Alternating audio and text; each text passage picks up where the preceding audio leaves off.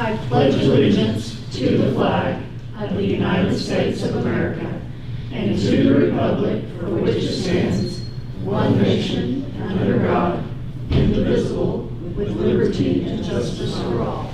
Remaining standing. Father, we thank you for this evening. We thank you for the rain that you've sent to us, and we thank you that it wasn't any worse than that.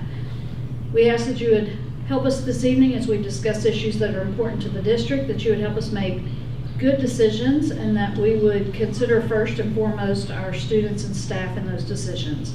Thank you for everyone who works in this district and commits so much of themselves to our kids. In Jesus' name I pray. Amen. We will officially call our monthly board meeting to order. And the first thing we have on our agenda is a Cobra Pride Award. And are you giving that out, Ms. Curry? I am. Okay.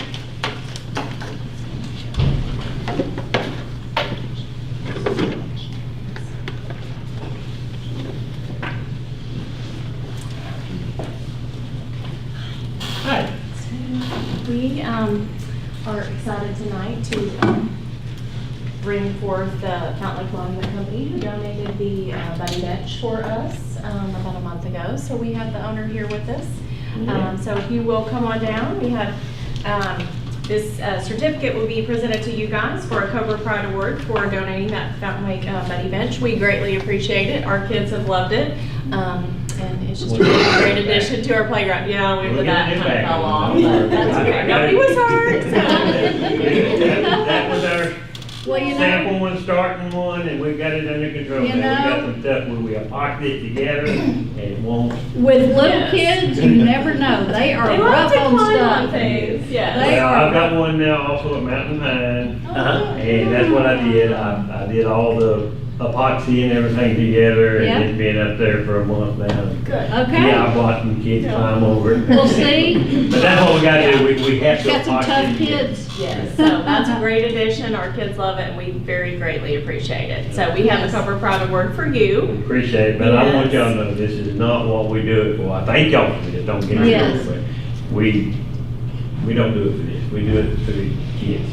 We appreciate it, very much Thank you. appreciate it. And then we have Awesome. two other ones too, Brandon and Kimberly Williams, they came out and set it up for us. All right. And then we have their little kiddos in our building, in the elementary building. And then Well, also, Calvin, Lily's yes, homeschool. Calvin and Lindley. And then we also have Mr. Anthony Yeah. has a house, he came out and helped set it up as well. We have his Oh. little He's there with kiddos me here, too. so we have both of those. I know they weren't all gonna come tonight, but we'll get them Right. to them, so. yeah. Oh, you want me But- to go, you want me to? Yeah, you can take them, absolutely, so. I'll see them tomorrow. Okay. That works out pretty good. Okay, And well, I go ahead and fire all three of them. well, they did a good job. Yeah.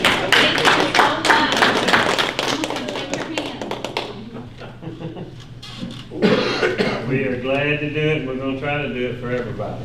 Yeah, you mean, appreciate We're it. gonna take a little picture. Yes, thank you You very have to be much. in pictures. When you come to the school. I know this guy, I'm just trying to see who all I know. Here, stay right here, Where you want me? right Yeah, here. right there, there you We're go. gonna take a picture and hold up. Yeah, let me get the fat and white one.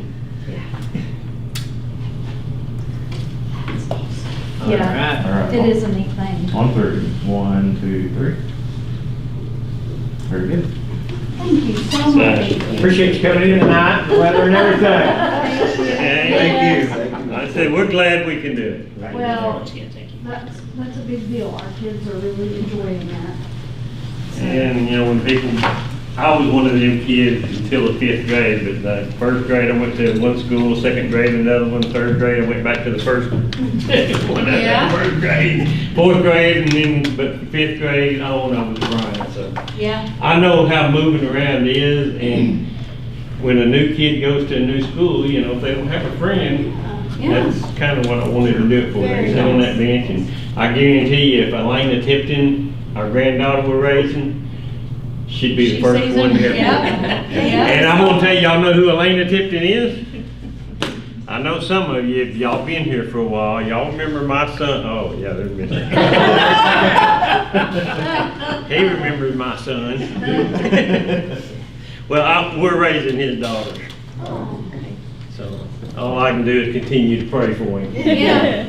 He's not terrible. I mean, he's not on drugs or anything like that, really. He's just not. That's good.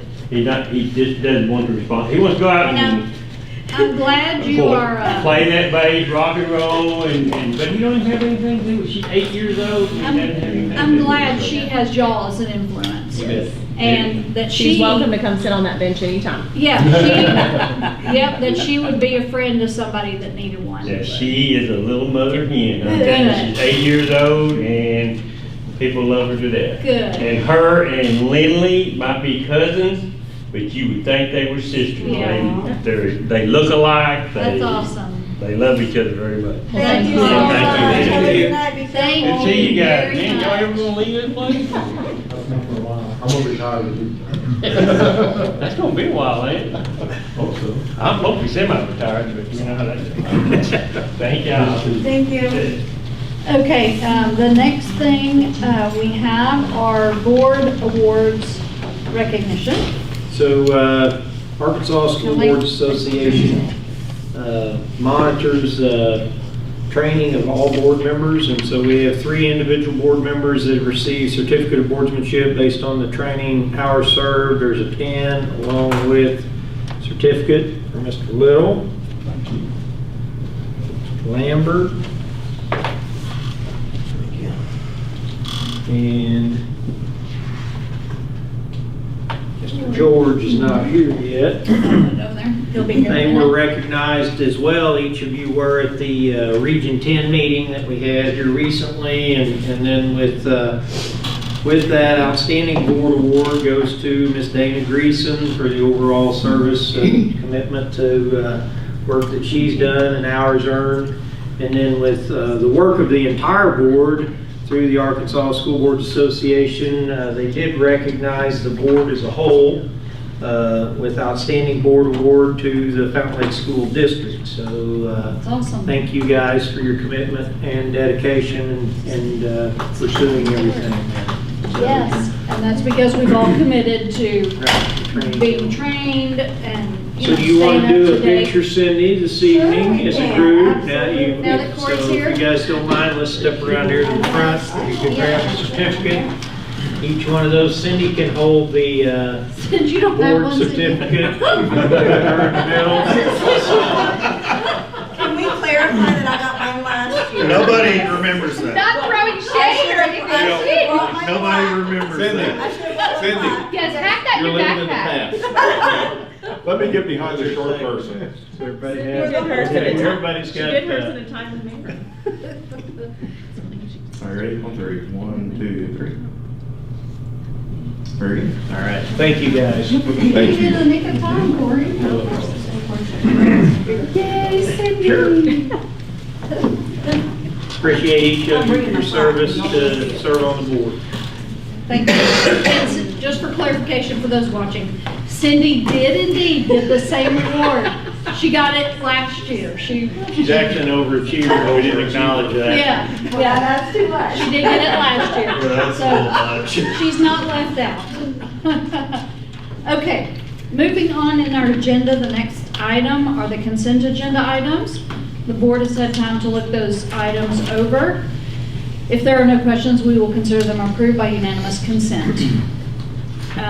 Moving into the superintendent's update, Dr. Murphy, you have some financial information for us. And we have our year-to-date information available there in terms of a summary. One thing that I would allude to, we did get a communication from Saline County, and due to some issues that they were having at the county level related to their servers and the possibility of a hack in terms of that, some Saline County revenue will be off by 1 month. So this is a pretty good reflection of the overall amount of revenue received year to date, and puts our overall balance among all funds at $4.8 million. If you notice in Fund 3, we have not used the building fund significantly. We do have some pretty large projects related to upgrades coming in the upcoming summer, and so we've roughly got 1.1 million right now in Fund 3. So that's kind of an overview of the summary. Is there any questions there? Second item I have for you is I've been conveying probably the last 6 months, trying to gather as much information as we can as we move towards reappraisal. I have linked in the information that was provided by the Garland County clerk, Sarah Smith. Just received that officially in the mail today.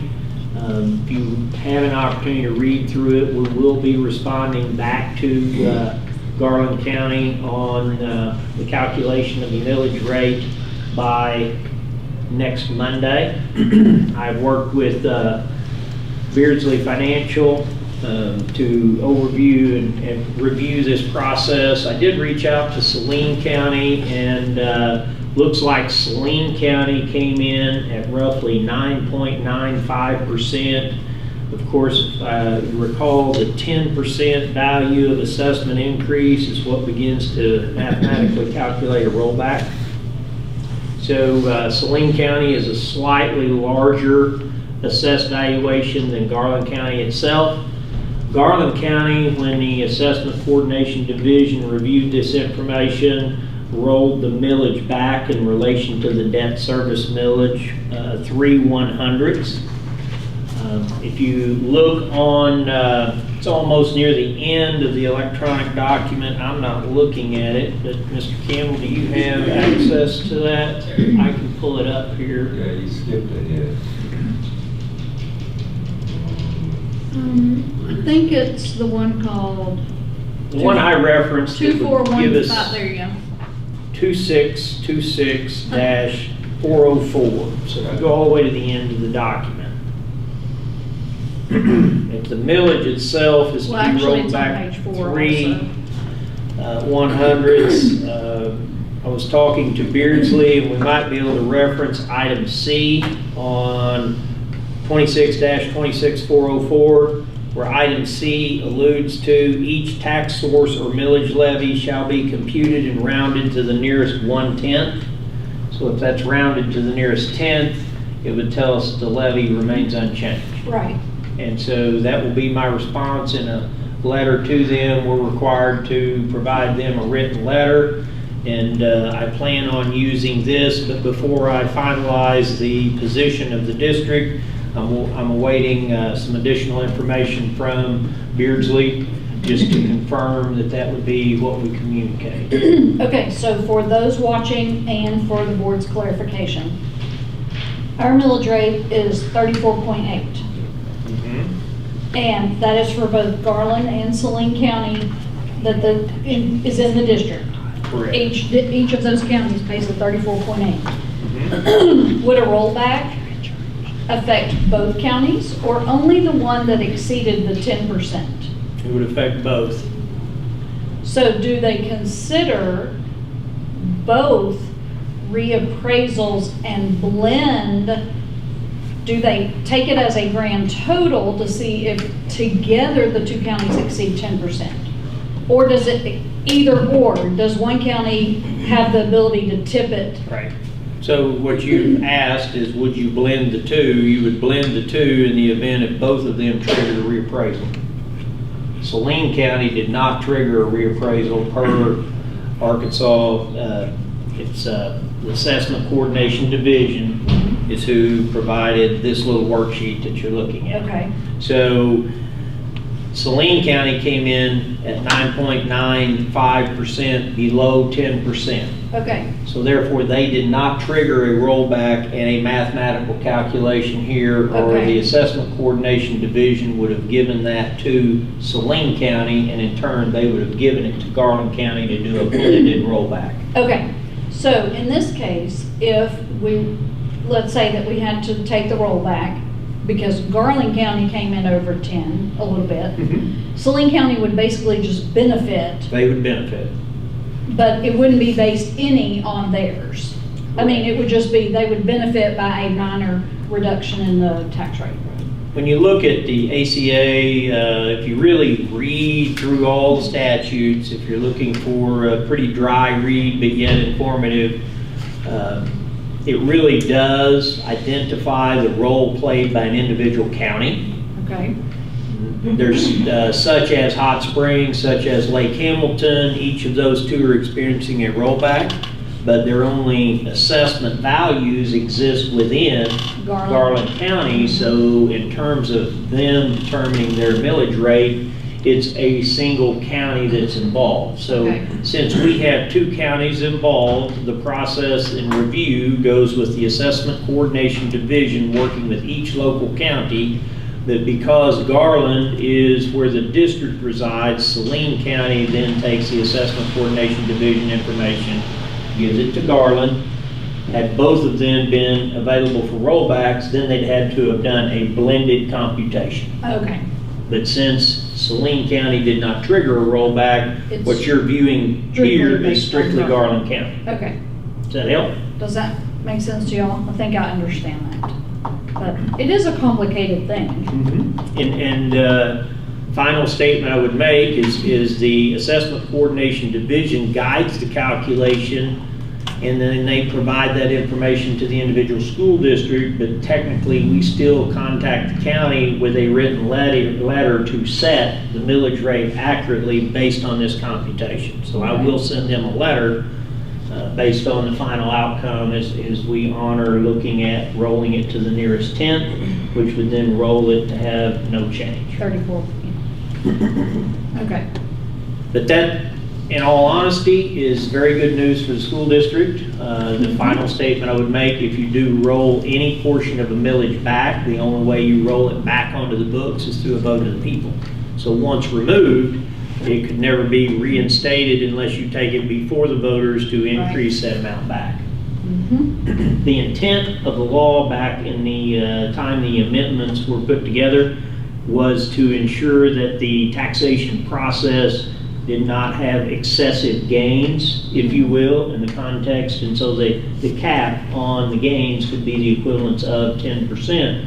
So from a budgetary perspective, as we look forward, on a local effort perspective, we should receive just right at 10% additional revenue moving forward based on reappraisals. Yeah. Next reappraisal, I believe, is triggered because of it creating an appraisal. I think they're going to be doing another reappraisal now in 3 years, is what I've been told. okay. So we'll get through this reappraisal cycle, and then we'll continue to obtain more information. I'll share that information as it becomes available. But we'll have to kind of certify this millage rate and respond to the county by next Monday. Okay. But I will tell you as a final comment, both Saline and Garland County were very helpful once they did have the final numbers. They just could not help until they obtained the final numbers, then working with the Assessment Coordination Division. Good.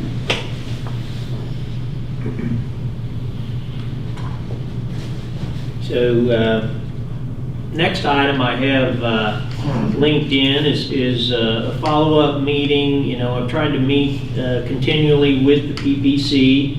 I'm not going to go over each and every item relevant to this agenda. We're still trying to refine topics to find out what topics are administrative concerns with a building principal in terms of structure versus things that we can change as it relates to policy.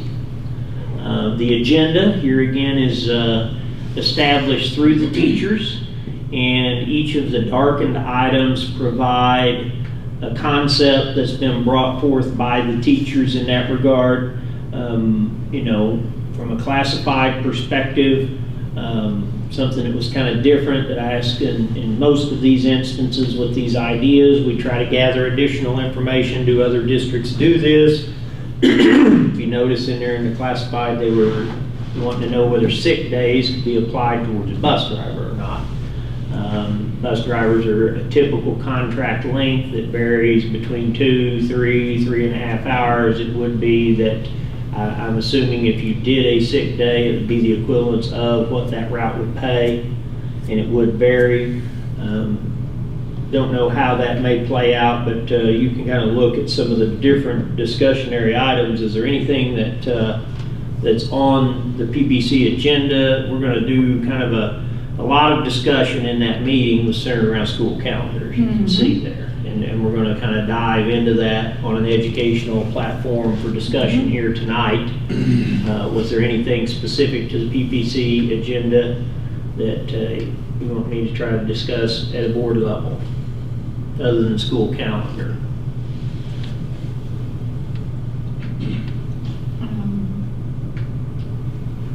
I don't have anything Okay. at y'all, anything pop out at y'all there. Okay.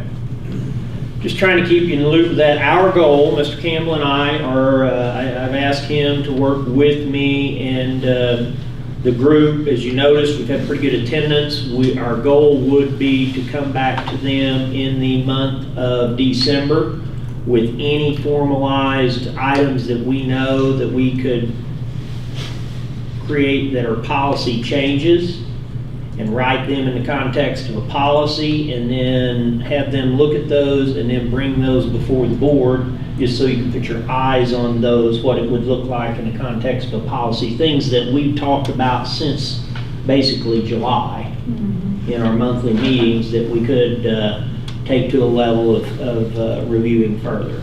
So we'll bring those back to the group after the PPC reviews those in the month of December.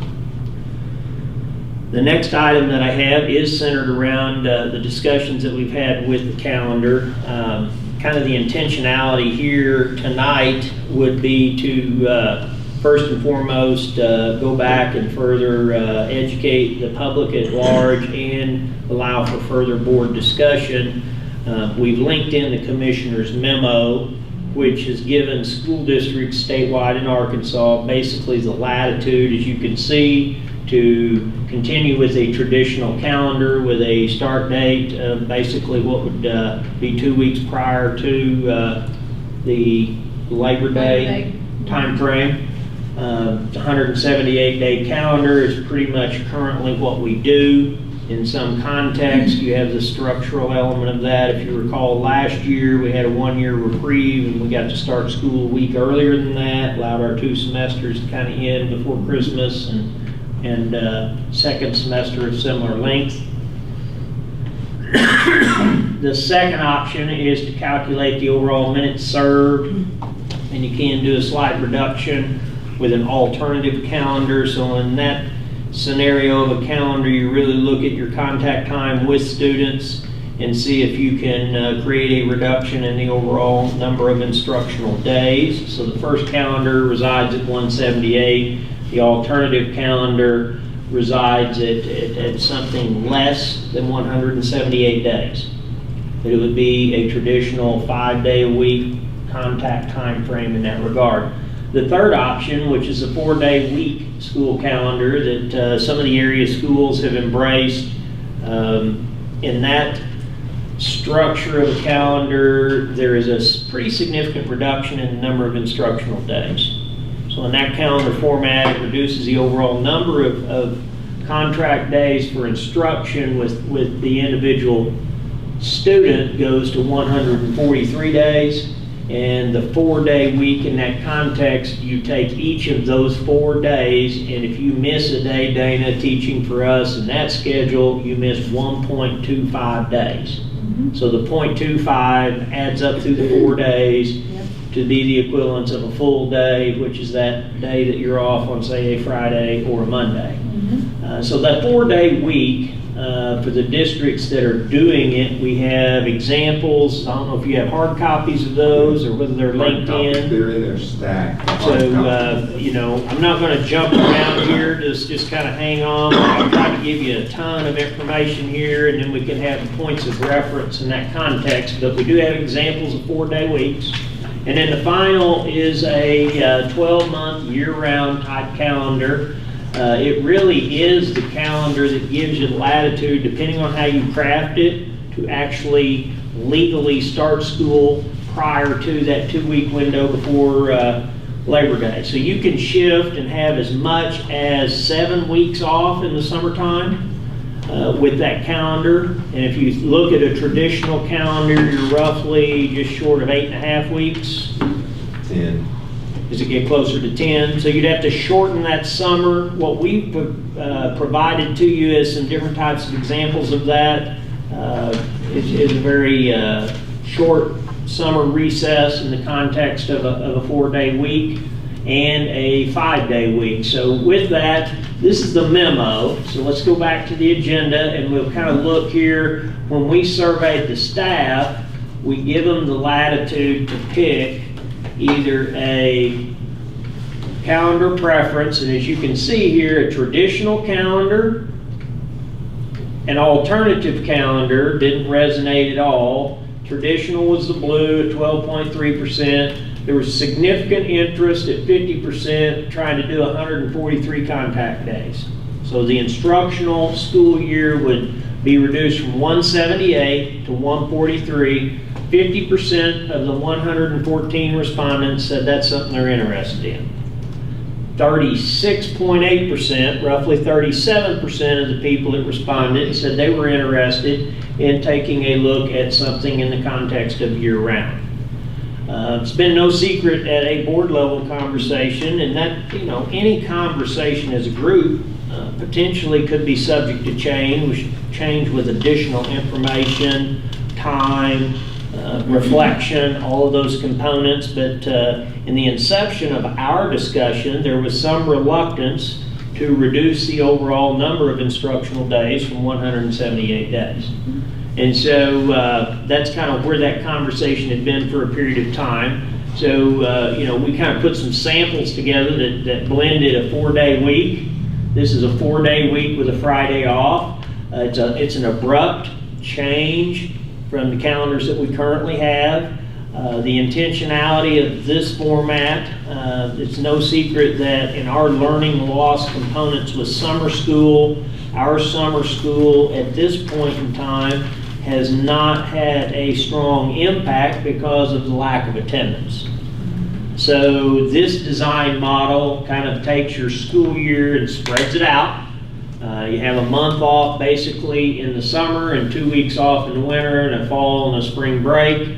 And the rest of the time you're going to school 4 days a week. In your year-long calendars, your length of day, you're given the autonomy. One of the things Mr. Campbell and PPC committee want to make sure we mention to you guys in this formalized calendar, you're not required to have that longer school day from say 7:45 in the morning to 4 o'clock. So you could run in this 4-day week calendar, you could go to school from basically 8 to 3 time frame, or use the current schedule that we have right now and go to school in that context with this type of calendar. So that's an example. The next example of the calendar kind of shows you, it flips it, and I think you're taking Mondays off versus the Friday. And we tried to designate for you in red so you could see the holidays and the impact of the holidays. So some of the people that are doing these 4-day-a-week calendars, there's more Monday holidays than there is Friday. So what we did in the Friday calendars, we just shifted the 4-day week, took the holiday off, and then went to school on Friday. Here shows a reflection of a Monday off. Out to the side are the number of instructional days, and if you notice in those two calendars, you get 89 days of instruction in each semester. So you end up with, and you're allowed the latitude to finish the first semester before Christmas, and second semester would conclude in June. So, the starting in July and the concluding in June is a totally abrupt difference, but that type of calendar, in our opinion, would potentially take on some of the challenges of learning loss, because the time and the break in between the traditional summer break being closer to 10 weeks, as he's alluding to, could be negated if it's brought down to only 4 weeks. Can we scroll down to the next example there? Yeah, then you go to a year-round approach where you're going 5 days a week, and about every 5 weeks you take a week off, is kind of what that time frame says there. So what is that? The purple days are in class? Out. The purple days are out. Okay, bye. So okay. Can you repeat that? I'm sorry. I was asking him, the purple shaded days are the days off. Yes, yes. So the way we highlighted these calendars, days out Are marked off. are marked. Everything highlighted as a day you're not in session, and your areas of unhighlighted is when you would actually attend school. This here again is a 178-day calendar, same as the other calendars in that regard. I emailed all of y'all one from Wynn that's a lot is just basically just like that, but might be a little bit easier to look at too as an example of that year round. What are the hours on this calendar like this? This 8 is- to 3:30, 8 to 3? Same It as would now? be, you know, we're gonna kind of communicate and talk a little bit about hours, because that was something else that PPC said significantly is they wanted to, and I want to be able to discuss through that with you as it relates to our rationale and what we're currently doing, how we historically had basically an 8 to 3:30 day. And so the hours, what I would tell you, Cindy, in the context of this is in a year-round approach, every calendar has complete flexibility in hours as long as it meets the minimum. The only calendar that probably forces your hand to have a much longer school day is the reduction. That 4-day school week with 143 total days of instruction requires you to go longer.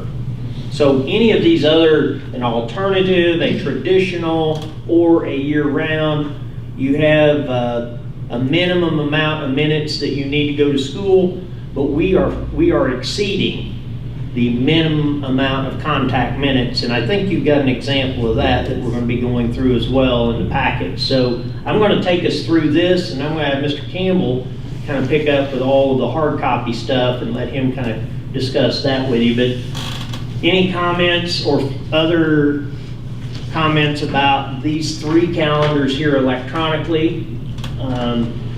If not, we'll continue to move forward here. And I know we're talking about student contact days, but what would a 240 or 220-day contract look like on those? You just pick other weeks to let them off, or? So you want to go back to, are you talking about, did you say What would somebody on a contract look like? Sure. So on a contract like this, the biggest challenge with this contract is it's pretty easy to go in there. We'll look at July. We might have teachers come back 17th, 18th, 19th and prepare. So that's 3 contract days that teachers would be here. Students are only going to come to school the days designated in white. Right. So when Mr. Campbell and I kind of hypothetically discussed this, the drawback here, you could work with the teachers group to pick, but the teachers are not going to have the same number of full weeks off as the students, because the teachers are required to have a 190-day contract, and you've got 178 school days and 2 parent-teacher conference days, which takes you to 180. We pull 3 off there, and so I'd have to work with the teachers groups to then figure out where would the other 7 fall. What about your 220, your 205s, your 210s, your 240s? All of those individuals would have to take time off based on the length of those contracts, and so we haven't even gotten to a point to finalize what a 220 would look like. 240s would be relatively easy because that would be the context of the year in that regard. But yeah, you know, anytime you start down this path, I would first tell you that any conventional change that you make of this magnitude is there going to be winners and losers in the context of just the design. And you really won't know all of the impact until you deepen into what that looks like. Yeah, and I think the biggest thing, I mean, I know we'll probably talk about it more, we got a teacher survey, but I would say you need to survey the community too. Oh, absolutely. That's Well, Absolutely.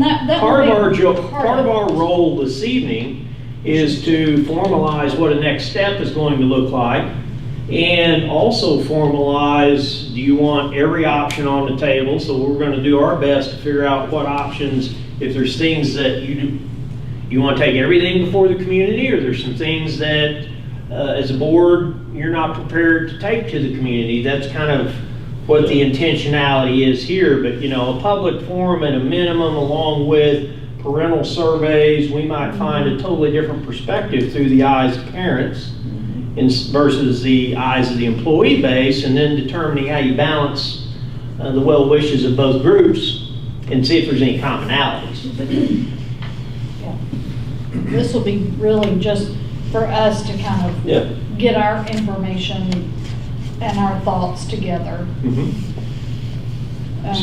So we wanted to just share with you what the structural concepts would be, because we had the memos.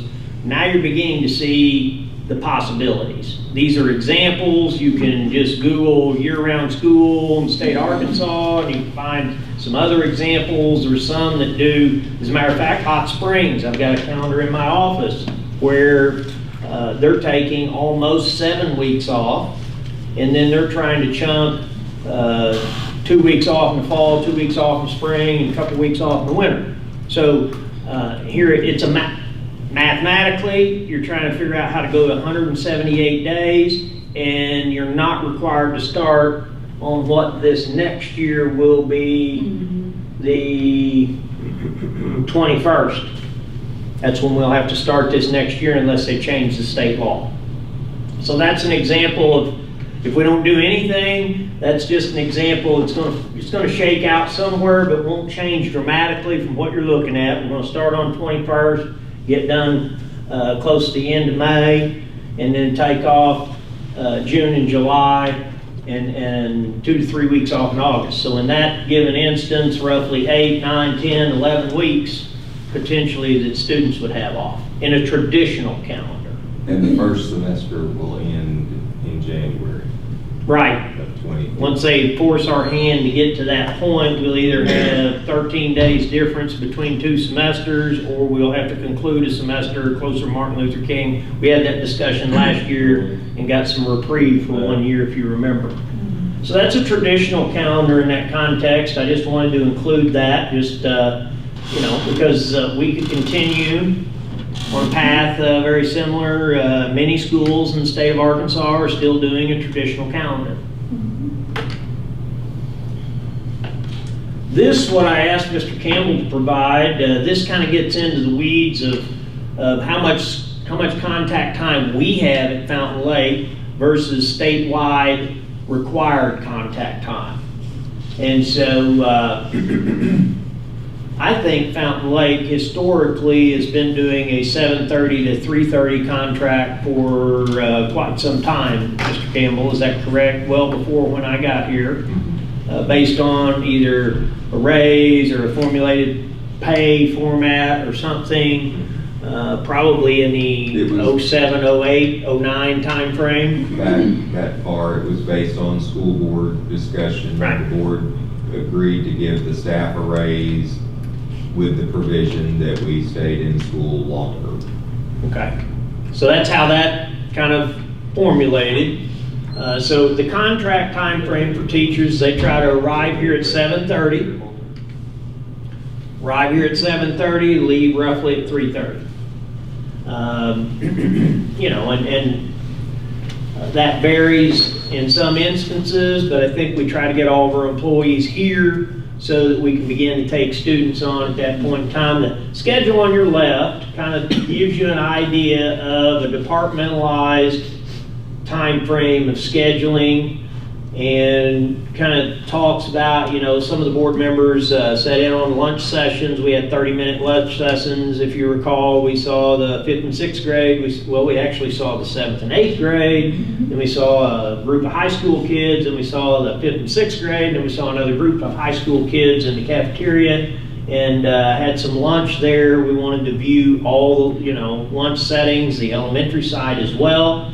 But when you look at the overall instructional minutes that we turn into the state, on the left-hand side, all the way down, it's the total of 380 minutes for a day. So if you take those 4 days and add them up, and then continue on down, and take your Wednesday when we get out early and add it up, 1 day at 320, 4 days at 80. Gets us to 1,840. By law, we've got 40 minutes of additional contact time over what the minimal requirement is by law. So if we wanted to give back in some context, some of the PPC discussion, if you kind of look at that agenda more deeply, is they want to look more like a Lake Hamilton and Lakeside, and so their instructional periods are roughly 45 minutes, which gets you a lot closer to 1,800 required minutes per week by law. So, I'll stop there. in a traditional schedule, or in any schedule, you're required to get 1,800 minutes per week. Well, some of them are hours on that I one. mean, an alternative schedule is 1,068 hours. But It didn't say anything about the days, it could be any times. even in a 4-day schedule, 4 you days, have, you have to have 450 minutes per Correct. day. So we got to make so sure we're you have to giving hit clarity. 1,800 a week. That's the state requirement. If you're under a traditional, a Or 4-day, no, traditional. Let's classify it this way: traditional and year-round are going to give you the latitude to have this 1,800 minutes required. When you go to a true 4-day week, you have to lengthen that day. The instructional minutes per day has to become more because you're losing a day within the week. but it still has to be 1,800 For the week. For the week. over the 4 Yes. days. That's how they're mathematically calculated. You're just losing a day within the week. That's why you're stretching the instructional day. And you're saying 450 minutes per day, On a 4-day week. on a 4-day.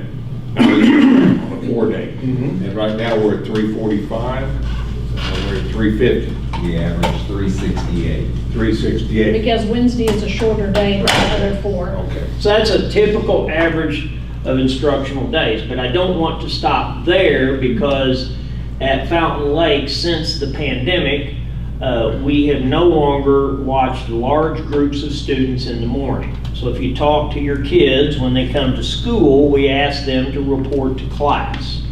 Class does not actually start until roughly 7:55 in either of the buildings, but we don't supervise large groups of students before school, and that's helped us minimize the overall number of disciplinary referrals. If you recall, well before the pandemic, we used to have 3 or 4 grade levels of students assemble on the turf for roughly 15 to 20 minutes prior to the opening of school, with roughly 4 teachers and a couple of paras watching them in that context. So the start to our day looks a little different, and in doing so, to be in compliance with by law what we have to do in terms of serving the teacher population, as an individual teacher, Dana, if you're there, you could very well maybe have 3 or 4 kids by 7:40, 7:42, but Cindy, on the other hand, she might have 10 kids. Because these kids are kind of filtering in, Yeah. they're kind of being dropped off in the car rider line, they're getting off of school buses at varied times. But because we have a morning route to National Park, all of our school buses need to be on campus no later than 7:35 for us to roll the bus over to National Park by 8 o'clock. So if we want to take our buses and move them closer to 8 o'clock or closer to where they're getting off and maybe only being on campus 5 to 10 minutes because we could control 600 students coming onto our campus, that's the only variable we can control. We do feel like our parents like to be able to drop their kids off at 7:30 because a lot of them have to get to work. Right. So we don't think that we're going to be accepting students at 7:30. The question is, what do we do with them in terms of the level of supervision? And so right now, they go to class. The elementary level, that's when they begin the breakfast in the classroom process, when they, upon arrival, try to get all of those things knocked out, and then they're ready to start their school day. They're roughly 7:55, closer to 8 o'clock. Mr. Campbell, how much of that did I mess up that you want to clarify? So you add those 25 minutes per day that teachers have to be available to students, and there's a limit to the amount of duty teachers can do. So this is worked in as instructional minutes, even though they don't see all of their students. Basically, it's very similar to if the first bell rang at 7:30 and you had to report to class, but you're not tardy until 7:55. Does that make sense? You know, when the bell rang, you were supposed to go to class. Right. And then you were tardy If it rang again. if it rang again. So really what we're saying is the first bell rings at 7:30 and the tardy bell rings at 7:55. Bells don't ring at those times, that's just the. Right. But we would not allow for you to just find your way to go all over the campus. It'd be somebody direct you to go on to a classroom. You're not given the latitude when you arrive at school to go wherever you want for 20 minutes. If people see you consistently doing that, they're gonna ask you what class you have and kind of help you get to that location.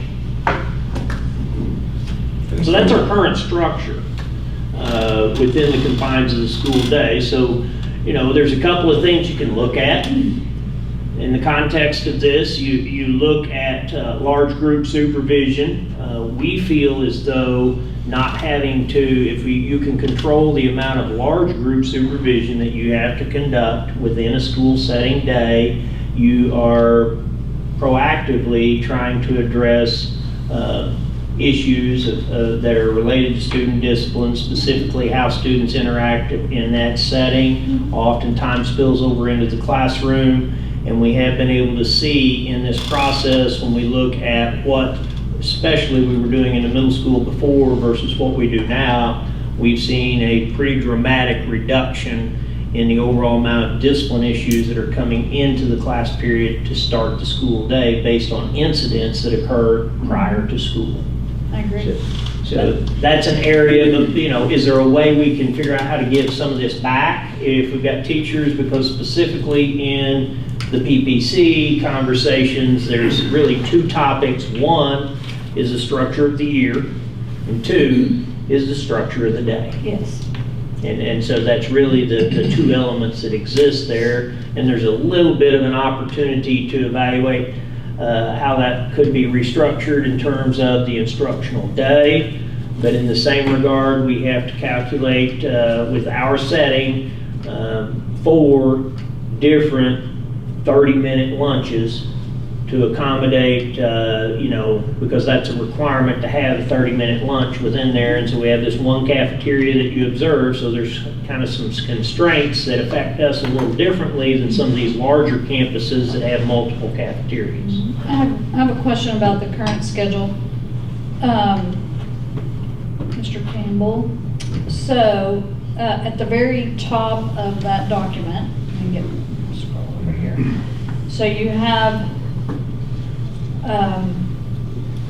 is that an elementary schedule or? So that is, the elementary schedule is basically 7:55 to 3:20. Okay. Okay? Oh, They they don't start- have the same sort of passing Right, times. right. They don't have the same sort of, they have some times that they have travel times, but you don't have 5 minutes out Right. of every 50 that they Okay. pull out from instruction. So- theirs is basically equalized by what travel time they do have Yeah. and their dismissal beginning at 3 o'clock. So we're So if not I'm doing looking- anything wrong by letting Right. our element. Some people think you're letting them off the hook a little bit Yeah. because we have passing time near the buildings. That's how we're allowed to release the elementary school a little early, which gets them lined up to get on our school buses first. So can you explain to me, okay, so I'm looking at that schedule and they're 50-minute classes, 1, 2, 3, 4, 5, 6, 7 periods, plus a lunch, plus a 25-minute advisory. Couldn't think of that word, thank you. And we're not looking at, I mean, we need 7 periods, right? I mean, 7, we're not looking at 6 changing periods. that, are we talking about that? I mean, okay, you still need all 7, plus advisory. plus lunch. I didn't know if we were gonna talk about going to 6 or, in this Well, whole. you could go to 6. What it does is it really does not give you the latitude to ever fail anything based on graduation requirements. Gotcha. 6 4s, 24. So, I mean, having 28 potential credits gives you a little bit of flexibility to make up a class in the event that you fall short. Or being something that doesn't bear credit. And yes, the other thing that people may not realize, but you can lose a credit just by going to national park based on travel time, depending on time of day you go. So it gives you some flexibility back there. So really, I think a minimum of 7-period day is something that with our partnerships at the secondary level with national park is probably a realistic approach to stick to. Could we give some time within that to carve 3 or 4 minutes off an individual class period? That could be an administrative discussion that could be conducted in that regard. We've tried to basically build this within the confines of what has been the schedule for an extended period of time. And I'd say for probably, I've been here 7, and so it was several years before that, probably for close to 15 years, have been dismissing around 3:20. So the, 3:30 into the contract. Mr. Campbell, the column then on the right is a sample schedule, a sample look at what a 4-day, 143-day, No, ma'am. okay. No, ma'am. The 450. That is on the right, that Uh-huh. 405 minutes Yeah. is where we actually are today. Accepting With students. kids going to class at 7:30. Oh, And gotcha. That's the total number of actual, if the teacher says, That's the "Well, number I've you got report? Huh? Is that the No, number we you report? The for- No, we 380. report on the left, Okay, because we don't start class until, I'm The with target you bell. now. I was So totally lost. 7:30 yeah. our So first the bell reason I rings. put the one on the right, I had him build And that one, students are was going not there. on a 4-day So concept, teachers but have actually how much time responsibilities. teachers are currently It's not supervising. our Gotcha. instructional day. Gotcha. It's the teacher's responsibility Yes. at that time. And it's instructional because it can't be non-instructional. Right. And the parents like being able to have their students, their children at 7:30 at school. You just said it's instructional, but it's not reported as instructional? It's not, it's instructional, our official instructional reporting is this column over here, okay?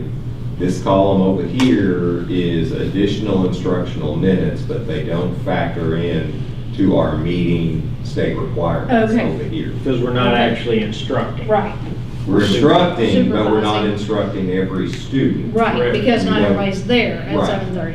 And, Gotcha. you might be working with some kids, or the kid may be Yeah. having lunch, or they may be doing their own thing in the context of that time.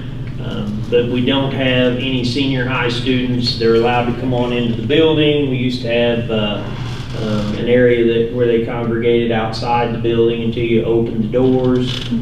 If it's raining, we kind of hold them in the auditorium. This allows for them to have a designated place, but the fallback with that designated place is every teacher that doesn't have a first period prep is accepting students when they arrive at school. And I wanted you to see Yeah. what that What looks that looks like. like, okay. So it does not have a correlation to a 4-day. Okay. That's just kind of a current format based on what we're asking our teachers to do. Gotcha.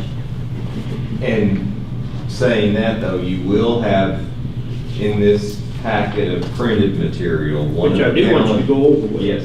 So one of the calendars, the last page is Mount Ida's calendar, and they have 165 student contact days. They're doing Because they are alternative? doing an alternative based on the number of minutes. Well, if you started mathing those numbers in that second column, you'd math up pretty quick to see that we're somewhere in the neighborhood of an alternative calendar right now. Okay? But what we're doing, what you have to keep in mind on that one is if you were to say that our school day started at 7:30, then we would have to be prepared to accept kids at 7 o'clock. Right. Because we want every kid in Because place. we want, at because 7:30. we want, That's right. we want Because the their charge bottoms bells and ring. seats. Right. So that's the hiccup on that. Yeah. How many minutes do we have to have for a 4-day? So what I You say 400 heard or something. from the PBC notes was a bit of, there, and, you know, everybody's got an opinion, so I see two different things coming out of the PBC. One is, hey, we like the 4-day-a-week thing. Another thing is, but we want to get out at 3, which you can't do. You can't do both of those. So, I get it. There's a lot of people on PPC. People have different opinions. The one thing I want to talk about with the board, we're not voting on anything, but I just want to put this out there as my personal opinion. I don't think 143 days is enough contact with kids. That's the traditional 4-day schedule. And There's 3 of them here Yeah. for you to review. And my personal opinion is, if you start school, if you go 7.5 hours a day, how many of us go to conferences, and it starts at 7:30, and then you have lunch, and you're checked out mentally after lunch, and you have to go, and you're sitting there thinking, oh, please just get over with. And we're adults. I don't know how we could expect kids to be engaged, and granted, they're getting to move around and go from class to class, but I honestly, my opinion is, I don't think you can keep kids engaged for a long day like that, to the point where they're absorbing knowledge. You know, my opinion is that 4-day-a-week, long days is not going to enrich our children. And what we as a board have to prioritize is what is best for kids. How do we overcome learning loss? How do we get our kids achieving at a higher level? That has got to be our focus. Well, my concern is on the 450 minutes, Right. I think that's what we were at. Yes. We're gonna have to go 45 more minutes a day, longer on this, and we're gonna have to start at 7:30, Right. which means we're gonna be accepting students at 7, going to 4:20. That's a long day. Some of these calendars Very figure out a long. way to not do that. Okay. And so in these examples, they're not going until 4:20. I know This March spell schedule is 7:35 to like 4:05 Okay. with 4-minute passing times is what. So they change the passing times and, Decrease the passing Right. time.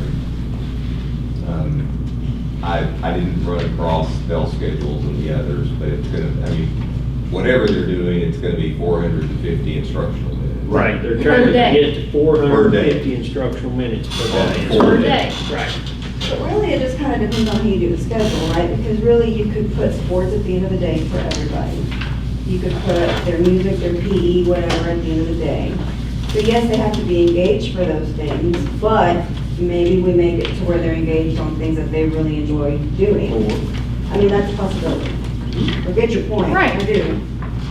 that might take care of middle school and high school. We still have the elementary that won't be They engaged do in school. PE, Right. Right. and they do. Yeah, but they're all different. Yeah, no, I'm just saying, it would be how you design it. So when you think I don't about know how you get. Oh, I activities, know, I'm just kind of throwing. Yeah, yeah. The other part of that 4-day schedule is that you only have contact with kids 143 days a year. now, just to definitively indicate, part of the rationale behind these districts was that they are going to help create a different mindset of the employee. And so are they going to be able to give back more when they have lesser instructional days with frequency of breaks being higher. So there's schools that are doing the 4-day week, and it's centered around a more productive employee based on reducing the overall number of work days. I'm not I saying, agree. I mean, that's part of the rationale of what that looks like. And I understand that completely, because But I all don't of have us strong evidence that it's truly having a significant impact on academics. on achievement. And that is the whole purpose, we're all here anyway, is to create kids who are smart and who can take on the world when they leave school. You know, that, you know, we want kids who are high achievers across the board. I personally am not convinced that reducing the number of contact days is the way to go. I understand for the teachers, that may be a great thing. Of course it would. I would love to work 4 days a week too. But if that doesn't pan out to be what we feel is best for kids, then, you know, we can't go that route. And I've heard some people say that, you know, their kids are checked out like on Friday or Monday. You know, what's that? I'm curious to what that's gonna do on a 4-day. Are they gonna be checked out? What do you mean, are they? They're not They're not attending engaged. as regularly, Oh. so when you think about a 4-day, what's the impact to the attendance rate? Yeah, instead of them being here 100% for 4 4 days, days, they're skipping 1 to is it 4. gonna be 3 days? Right. So- But your extracurriculars and athletics and those staff members involved will never have the 4 days. They'll always No, work. and what did I tell you in the inception of You any of can't these? stop. Yeah, there'll be There's going to winners and be losers winners and losers Yeah. in in the each kind context of of this. schedule. But you're right, I And when mean, a student misses a day, he's missing 1 and 1/4 days. yes. Yes. Is that an accurate statement on the Yes. student side? On the student side, 1.25. yeah. Okay, so it is on both. You can see that in the printout, I think it's the second page in your packet. On Bismarck Bismarck's? has its student contact days down at the bottom, and you'll see they have a 45 and a Right, 45, yes, 42.5, yes, 46.25, and 45 student days. So they've mapped it out at the 1.25 per So contact. if you miss a day, you're missing 1.25 days. So that comes up to 178.75 if you totaled up what they got down there for student I contact. bet that's fun for whoever I keeps don't up know with how, that, when I they don't get see checked how out at the noon. e-school system would function in that regard at this point. I'm curious to see what their report card looks like next year, Yes, based on 4 days. yes. If academics, you know, Who has been doing it for a while? nobody. I think Centerpoint, maybe Center. Kirby has done Kirby's- it a couple of years. They kind of. They're doing the first one- day or year-round, 4 They're day? doing 4-day. 4 day. and Now, there they've is done the it- year-round 4 day too. though. Yeah, there's Marion and some others that are Wait, doing so did 4 days. Bismarck or just start year-round. this year? Yes. This is Okay. Bismarck's, Cutter's, And every one of these Cutter's. calendars is a first-year implementation. Okay. Was there anybody doing it in Do we have 21? Cutters? Kirby? Kirby's been doing it a couple of years. Okay. Is Cutters the same? It's helped his overall It's the enrollment. top one. Really? It's kind of. There are Enrollment? people moving to these districts because they want a 4-day week, because they can't get a 4-day week in any school setting. So there are some families that are seeking a 4-day week, and Kirby, it's helped his overall Well, enrollment. I'm What with about his Dana though, I achievement? mean, who isn't seeking a 4-day week? I mean, Right, so with that, I mean, Centerpoint went because of Bismarck. yes. And Poland. Or Poland, one or the other. Poland and Bismarck is who, is What's our, attached at the hip, those two are married. Well, and also we gotta look at what happens national. Superintendents are married, Oh, and both districts want the 4-day week. oh, gotcha. What happens in It's national like, what? park? Yeah. National park, is that 5 days? Did we get a, We don't have an answer on confirmation that. back. Nancy's doing it currently. They're just working with them in terms of, they're not running routes, and so the individual students who want to attend on the other day can go and attend. That's But I think they're that's doing a their own student's transportation. Yes. responsibility. Okay.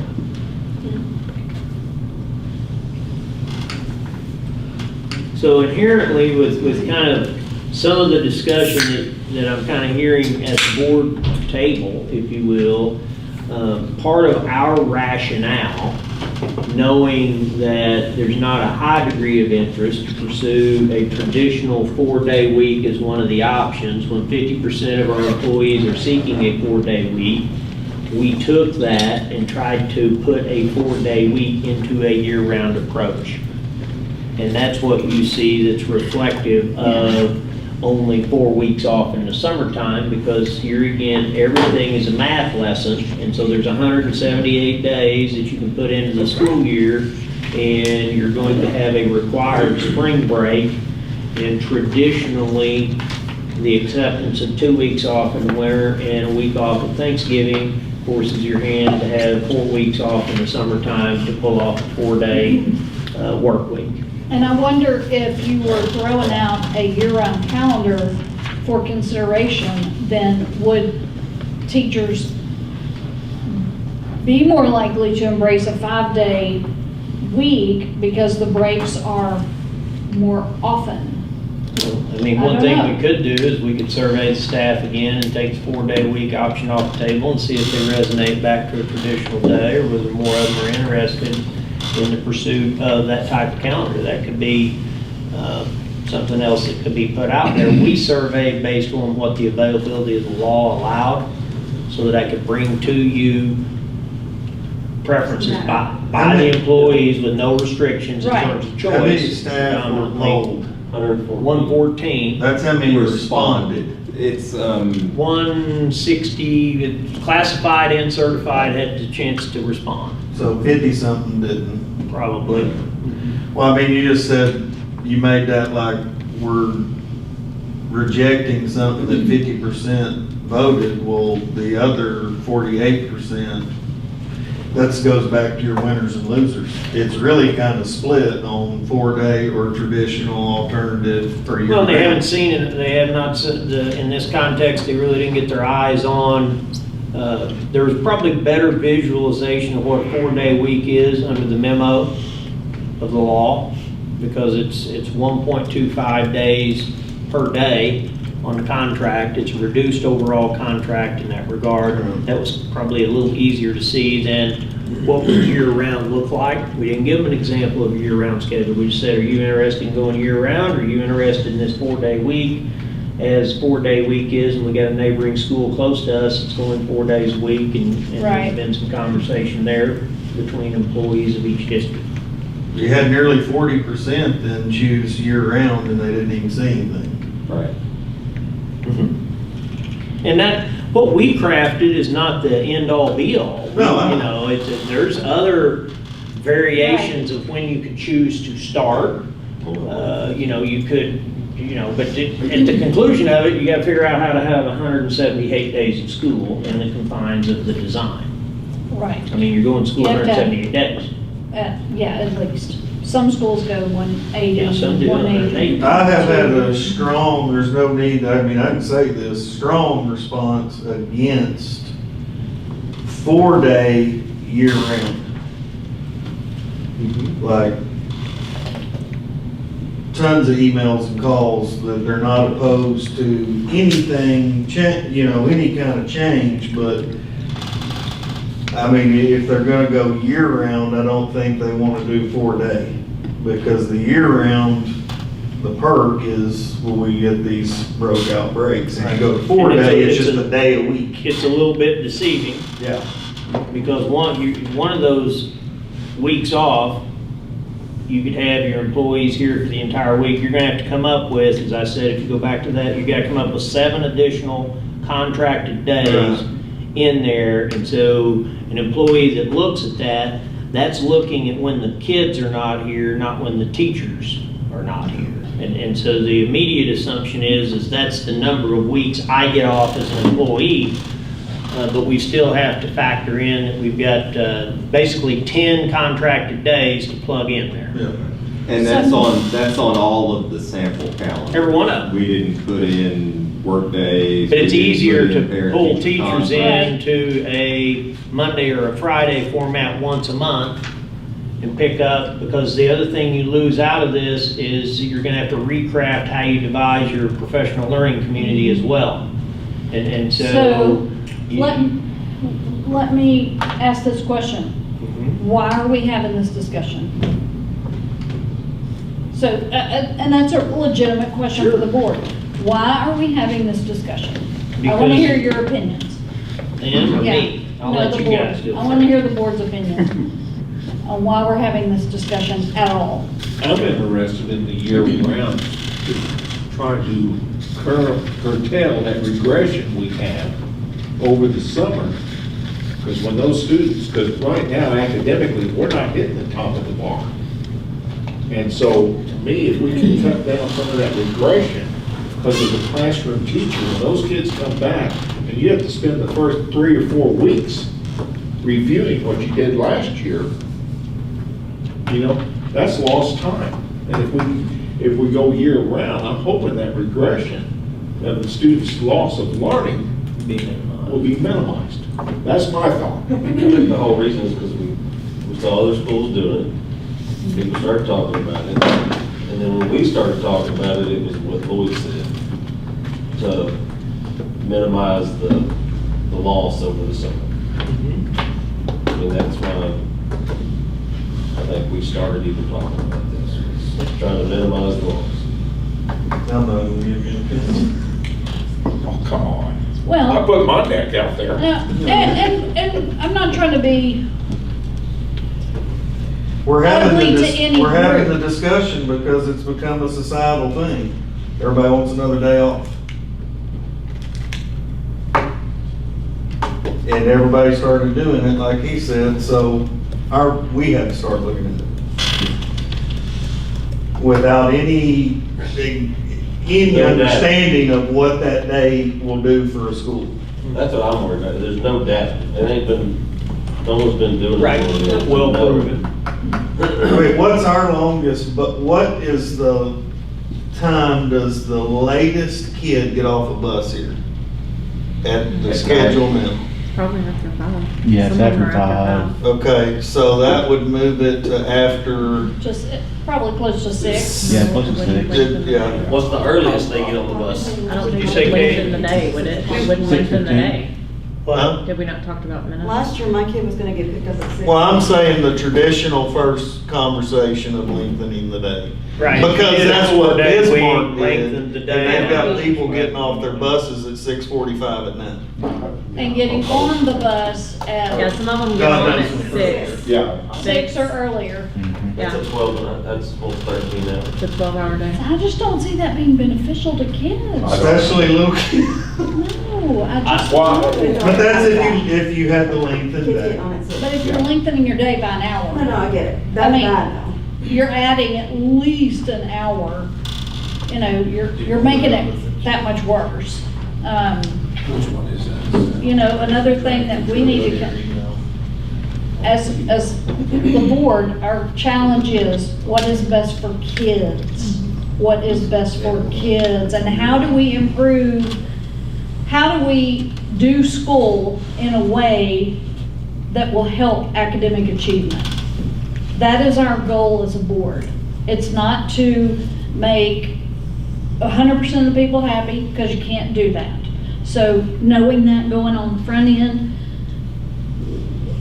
and maybe it's not by changing the schedule at all, but maybe it is. That's why, you know, we're gonna have to continue to talk about this. And I know we have belabored the point, so I don't wanna, since we're not voting on anything and we're not making any final decisions, I just want y'all to be challenged to think, what is best for kids and for their academic performance at school? Because we want kids to learn. I don't want them to just say they've been in class 450 minutes a day, but they didn't learn squat. You know, I want kids to be learning. I would love for Fountain Lake to be leading the pack with academic achievement. You know, so if the board can do anything to help that in terms of our schedule or the structure of our day, then we need to do that. Well, I think Well, that's part of the rationale behind trying to look at a year-round approach, because there was an interest, and there was an interest peaked if we could minimize learning loss. And There is that's, you know, whether people like the calendar or not, the calendar with a 4-day week with a year-round approach tries to kind of get at the best of both worlds if that exists, but that is such a dramatic shift that it might take several years for someone to embrace, and it may be that you have to originally start with 6 weeks off in the summertime Right. versus 9. I'm not saying that you know, You what can't we, just- what we come out of the gate with would be probably, you know, most abrasive would have been 3 weeks off in the summertime. Right. And gotten a more of a fall break in or a spring break that was 2 weeks. So, you know, there might be a little bit more work that can be done in the context of the design. I think it's something like we said, I mean, I think take back the tradition, like, I mean, I don't care, take the 4-day and then a year round and pull that with the staff and the community. Without the 4-day, 143 days as an option. I mean, you could, I mean, But we already Is know the- that the is the- staff, The staff, 50% of the staff wants 143 days. Yeah, but I'm saying, I would We already take- polled and got that information. I would take those options to the community, because here's the deal, I mean, not to sound crude, but 140 versus 1,300 and something parents. Oh, yeah. Well, the staff wants Times the two. 4-day week, not year-round. Right. That's not what they saw. The They poll just from the saw staff was 4-day 4 week. days. Right, that's what I'm saying, Right. take that to them. Take that to the So community. you want to take the same type of survey to the community and give the But I would, community a chance but to I would respond. talk about the year round, that it could be a 5-day, it could be a 4-day. I mean, put it out there, I mean, in the end, we're gonna do what's best for the kids anyways, regardless. You want samples, or you just want open-ended questions?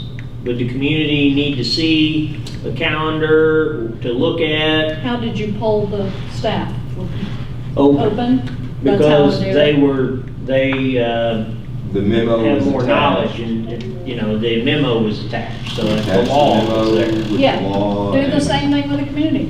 Send out the exact same thing. You know, just With your survey the parents. community in the same manner, then you got a consistent surveying element Well, But, without but samples. is that an accurate poll? It's not an accurate poll. I mean, because you're asking somebody about something, they don't even know what it is. That's why I'm asking if you Yeah. want to sample. No, Yeah, I would I think they have to know up front. Even with the staff, because I did hear that a lot of them didn't understand what they were looking at.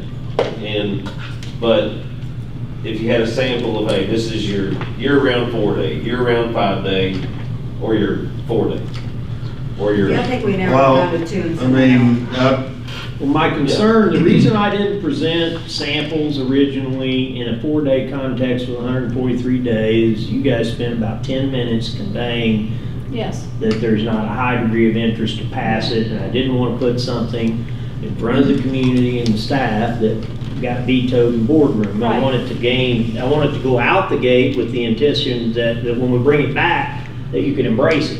okay. so like, I'm getting at, I'd like this one calendar I have, I'd like to see that if I'm voting, like, oh, that's really what it looks like. But by, So I get by this. a straw poll of the board members, who has an interest, potential interest in 143 contact days, which is a traditional schedule, but 4 days a week? Right.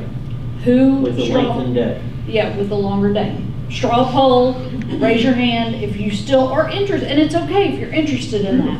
But if the community that's watching this sees, there's very little interest among the board. Anybody? I know you had some good questions, Cindy. Yeah. A 4-day lengthened day. A 4-day traditional calendar, so you're just lengthening your school day. I'm not interested, but anybody else? No. can- Okay, so the community that's watching, going back and watching this note, can see the board is not going to, even if the majority of surveys come back and say, we want the longer day, 4-day week, the board is gonna veto that. So don't present that in a survey. No. Either present traditional or a year-round or a concept. year-round with I either think we 4 or 5 decide days. between traditional, us, we put 2 out there, traditional and either 5-day year-round or 4-day year-round, whichever one of those we pick. But even your year-round has got the, you know, the kids that work during the summer, you got the. Sure, no, I'm just saying, to No. present those as, Yeah. or leave it as it is, and not even touch it. We have some You kids that can't work put out there year-round. 300 Yeah, people. you've got kids at work now that try No, to, no, I know, but just thinking of there's some places that. Right, it Right. may be hurting for employees, you know, whether that be Magic Springs or POA. yeah, We I need get to it, just but, talk about what's best for us in the school, not what everybody else is doing, just because they're doing it. Right, so it Right. gets Yeah, I mean, what it there's is. no data. so what's gonna be best for our Fountain Lake kids? With the, And it may be that It we may be end up doing nothing. What nothing. we hope to be the best, because we can always go back. What we hope to be the best. Yeah. I mean, well, one thing that I would tell you that we've not been very successful with is putting together a summer school that engages 50% of our student population. We've not been Exactly. able to do that. And we've tried it a couple, 2 or 3 different ways. Maybe we try it this year with a full day. Maybe that might help because they're, you know, I don't know what it is, but the concept here, even if you went from 4 weeks to say 5 or found 6, somewhere in there, to reduce the overall amount of learning loss could be an objective that resonates. However, it is going to be fundamentally different than anything we've ever done, which Correct. will be difficult for everyone to embrace. Correct. And so I don't know, you know, so we can go, we can move something forward, whatever we move forward, what I'm trying to say to you is it's not concrete that that's the final. Right. Because it could be 4 weeks or it could be 5, depending on what becomes a selling point, because some people may not be able to onboard with going to school second week of July. so that's summer So school. what about those kids that, All year round school. Okay. What about Summer those school kids we've that- tried to have during June. so what about those kids that fail a class that are currently going to summer school? Like high schoolers, to pass the class, when would they go? They would just have to embed into some form of credit recovery. And What does you know, that there mean? wouldn't Explain that to be, me like I don't know, what does that mean? well, you just have to accelerated learning through the hub. I would Oh. assume would be your only option, or you retake it at a later time. because You there's can not gonna be a double block summer in an to elective. Work through it. Yeah. You can what? You can double block instead of an Yeah. elective. I mean, there's lots of options because they have required cores and then they have elective options. Yeah. So you gotta give up an elective and, So it just wouldn't be a summer type situation? There wouldn't They'd have be to a- right. retake, There would which not I be a think summer Probably school. makes sense. Because how much are they really learning in that summer school? Right. Zero. You know, it's there for paperwork. and I would challenge y'all to research, do some research on year-round schools nationwide or whatever. Do some research on, you know, how does it help? How does it hurt? You know, just do your homework, not just in the state of Arkansas, but, you know, before we really seriously undertake this, let's get some, like, good information, statistical data. Right. Frank would love that. He's a data guy. Bring it on. Bring it. If we get some statistics, So, you know, I want to just be clear as we kind of summarize here, we are, at this point, would like to survey the parents. parents. At the same time we're surveying parents, narrowing this, do you want us to resurvey employees now that they don't have a Yes. 143 day as an option and see whether they go back to a traditional Mm-hmm. or seek a year-round, so you can have that Yes. information at your disposal as well. Yes. Because here again, time is, it's not, we don't need to really hurry up, but we need to get all of our information together before Christmas. Yeah. So we gotta hurry up. We're like, don't hurry, But I but mean, yeah, I'd hate hurry. to survey the community, take another board meeting to talk about that, and then resurvey the staff. Well, in do that both regard. of them, and then we can, Hopefully get you the information in December is my plan. yes, yes. Is there any part of the discussion you want to revisit in terms of either the examples, the law? The intention tonight is to kind of really take a deep dive into how it all evolved with the state. There are definitely calendar options out there. There is no specific calendar, but there is among the well wishes of the board, there's not a desired interest to pursue a 143-day calendar, and I've echoed this to PPC for about 3 months. Okay.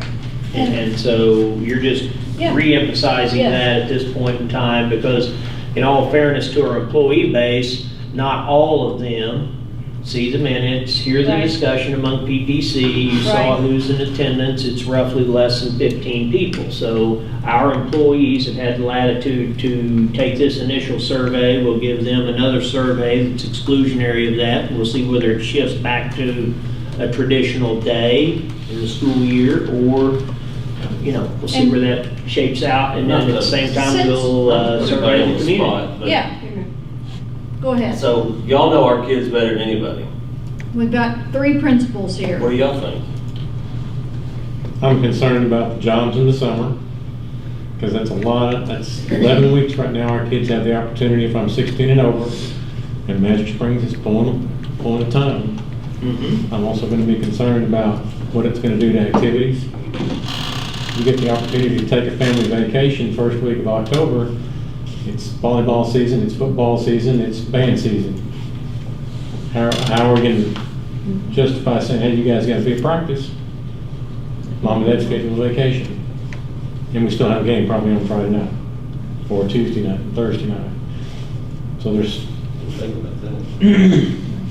There are concerns. there's some thoughts in my head that kind of roll in those lines. Well, the little people, I mean, they need to be at school.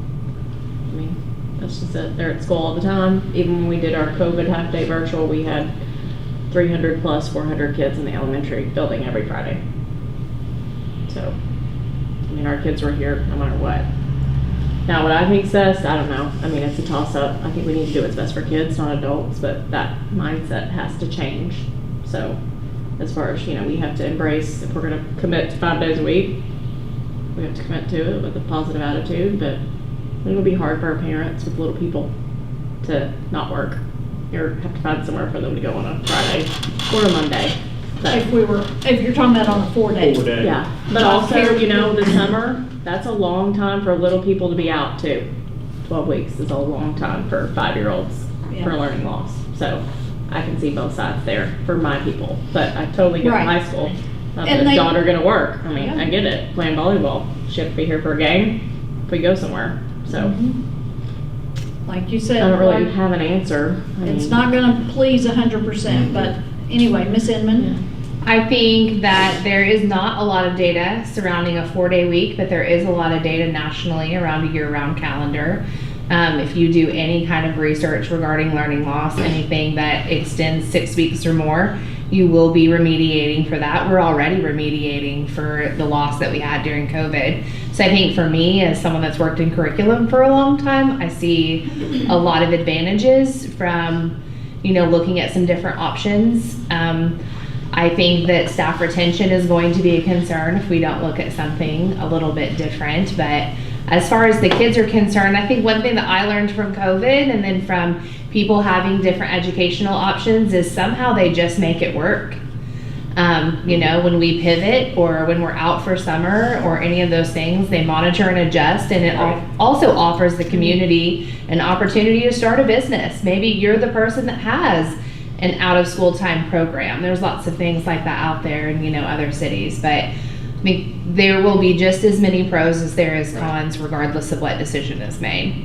And I had visited with Mr. Freeman that we might rewrite the 21st Century Grant to, here again, we'd be more challenged with getting a workforce on a Friday or a Monday for that extra programming outside the contract, but we could have funds available and actually have something available for children outside of the 4-day week for parents who did need a place to take them if the daycare was not available. So in many schools, they have to end up providing an option anyway. It's just a change in the contract under that element, and some people want the extra money and will work the additional day. Where others would rather take the day off. And that's one thing we did not mention tonight in relationship to a 4-day week. We would probably be charged with figuring out a way to provide some form of services which could spiral into additional support, academic support for a half day, and also provide supervision for students as well. That would be dependent upon people willing to get additional money outside the contract. So, you know, Right. after school right now, we've got all these people under contract, so they choose to stay afterwards. They would have to choose to come in on a non-contracted day. Right. So that's, There are lots of details Yes, yet that would have to be worked out. remaining. But thank you for your comments, because, you know, we value what y'all have to say. And you do come at it from different perspectives based on the age of your kids that you see.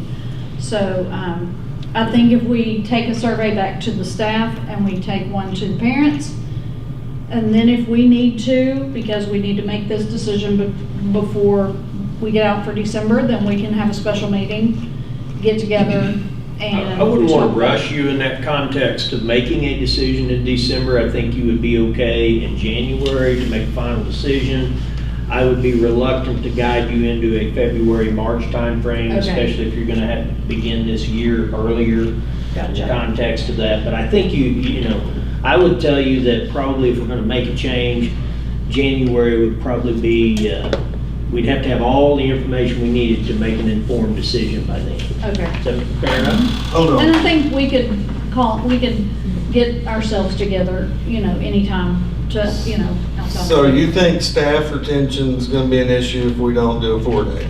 No, not necessarily if we don't do a 4-day, but I think that there are so many options in neighboring school districts that if the schedule is something that is an issue for them or an interest to them, Mhm. that they would look. I mean, they Absolutely. talk about those They're already things. doing that. They're already doing that. Yeah. You know, we have some that just don't want to do the regular school schedule or come in attendance, not necessarily staff, but kids. They just decide to go virtual. You know, teachers have the option to just teach virtually now as well. I mean, there's a lot of options available in education now that don't require brick and mortar. And so I think that is something we have to be cognizant of. Yes. Yeah. Absolutely. And we're not trying to be heartless and not take staff into consideration. No, I'm just, You know, but being that we're all here for the purpose of kids' education, we have to consider that first. Of So, course. Yes, just like you all agreed. So that's the plan. We're gonna do another survey the parents, survey the staff, and then we will get back together probably in a special meeting to look at those results, or you can. A regular meeting in December. Yeah, Do we get a pretty good response back on parent surveys. community survey? What did we send out that we had such a quick response? The What- cafeteria, food, Oh, the food- survey. No, the one before, It's when we not sent real that good other one out unless it's electronically, when you had such a response, It was the- remember? the Was it food. food or was it Or- something else? There was a different one that we had Yeah. immediate. If it's a It was something t-shirt, that sign up interested for them. them. I don't get very many. I get like 20. No. Fastest. Yeah, no, T-shirt sign I up. would have to. Oh, Give yeah, them the free staff, t-shirts. yeah, they don't, you know. So sign up we in can about send this as 10 an electronic seconds. link that would actually go in a text format Yeah. to the individual phone They can number. just text the link, hit the link. And they can open it and respond to it right I just there. It's wondered- typically the best way for us to get responses is directly into their phone. Yep. I just didn't know if we did something, you know, where they could sit there and look at it, like, this is a lot better for me sitting here where I can. That's a lot. Yeah, but I mean, surely, if I have to staple them all together and print it out, good. Let's But just it try will it and include a see. sample. Let's just try it and see. Let's see what As we well. get. Yep. I think you can put in there too, if you want to see a paper copy, stop by the office or whatever. you Yes. know. Yeah, and also just fill it out. So in August of '21, when we did the mask policy survey, we That's had what it was. 1,161 responses. I mean, was it? It's like, In what, 3 days, 2 days? Yeah, It was- Oh, that's good.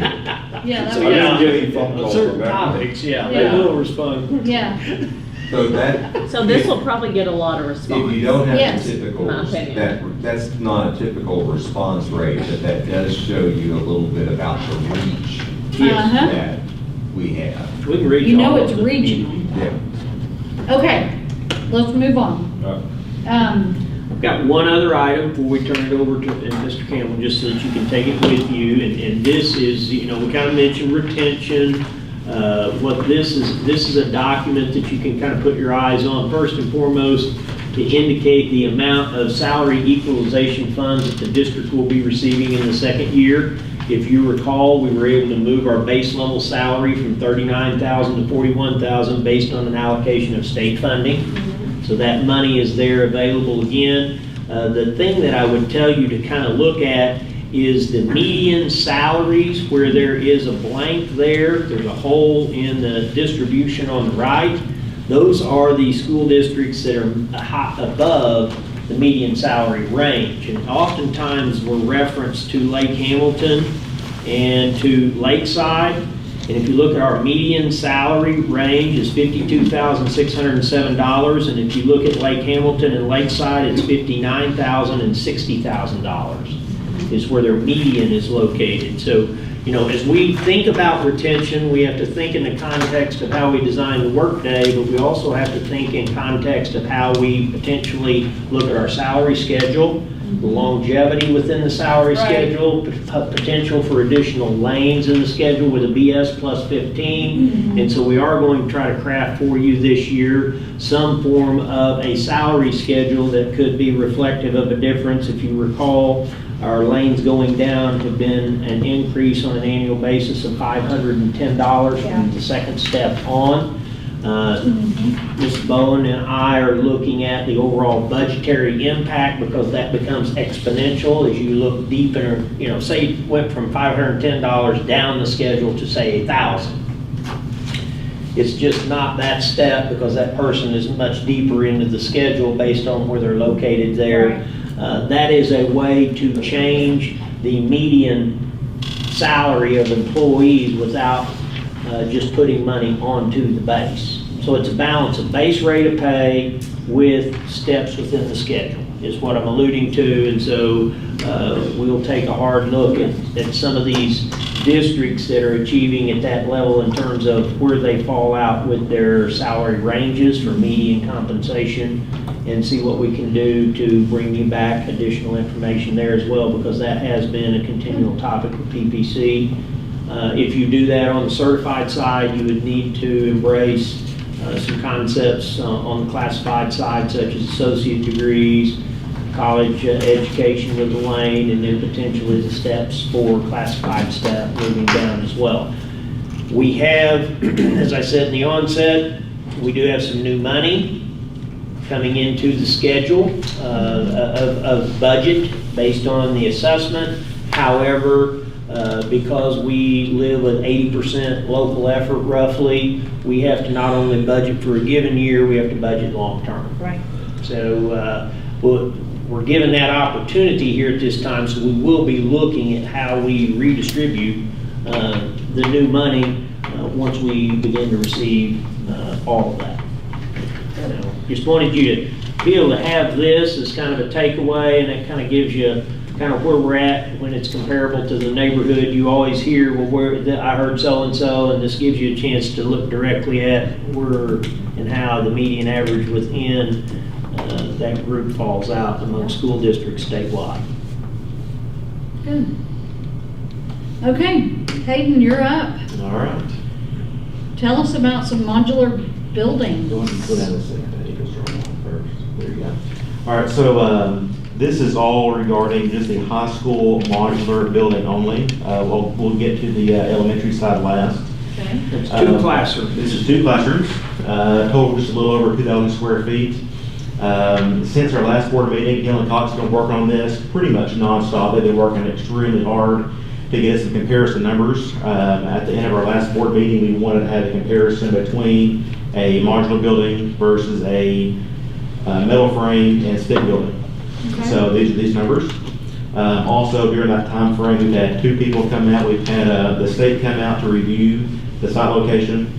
We've also had BNF Engineering come out to review the site location regarding the slab, the existing concrete slab that's up there now. And both parties feel that's uncomfortable putting in a modular on that slab, just because of the uncertainties of what's underneath it. BNF did not write the specs to that. Blocks Modular did not write the specs to that. I've asked them, can we do a core drill? Can we do X, Y, or Z? And the answer is simply no, because there's been no engineering drawings of how that went in. And I don't know when that piece went in, but it's been Well, it many, went many in years. when you wanted to do the canteen up there, right? Is that your history lesson you told me? Is that eating area? Is that what it was designed as? Yeah, just as the pavilion. Pavilion area from the canteen, right? Kids get their food down there and come up there and eat. So if you want to look at the second line item, you have demolition / site work and excavation.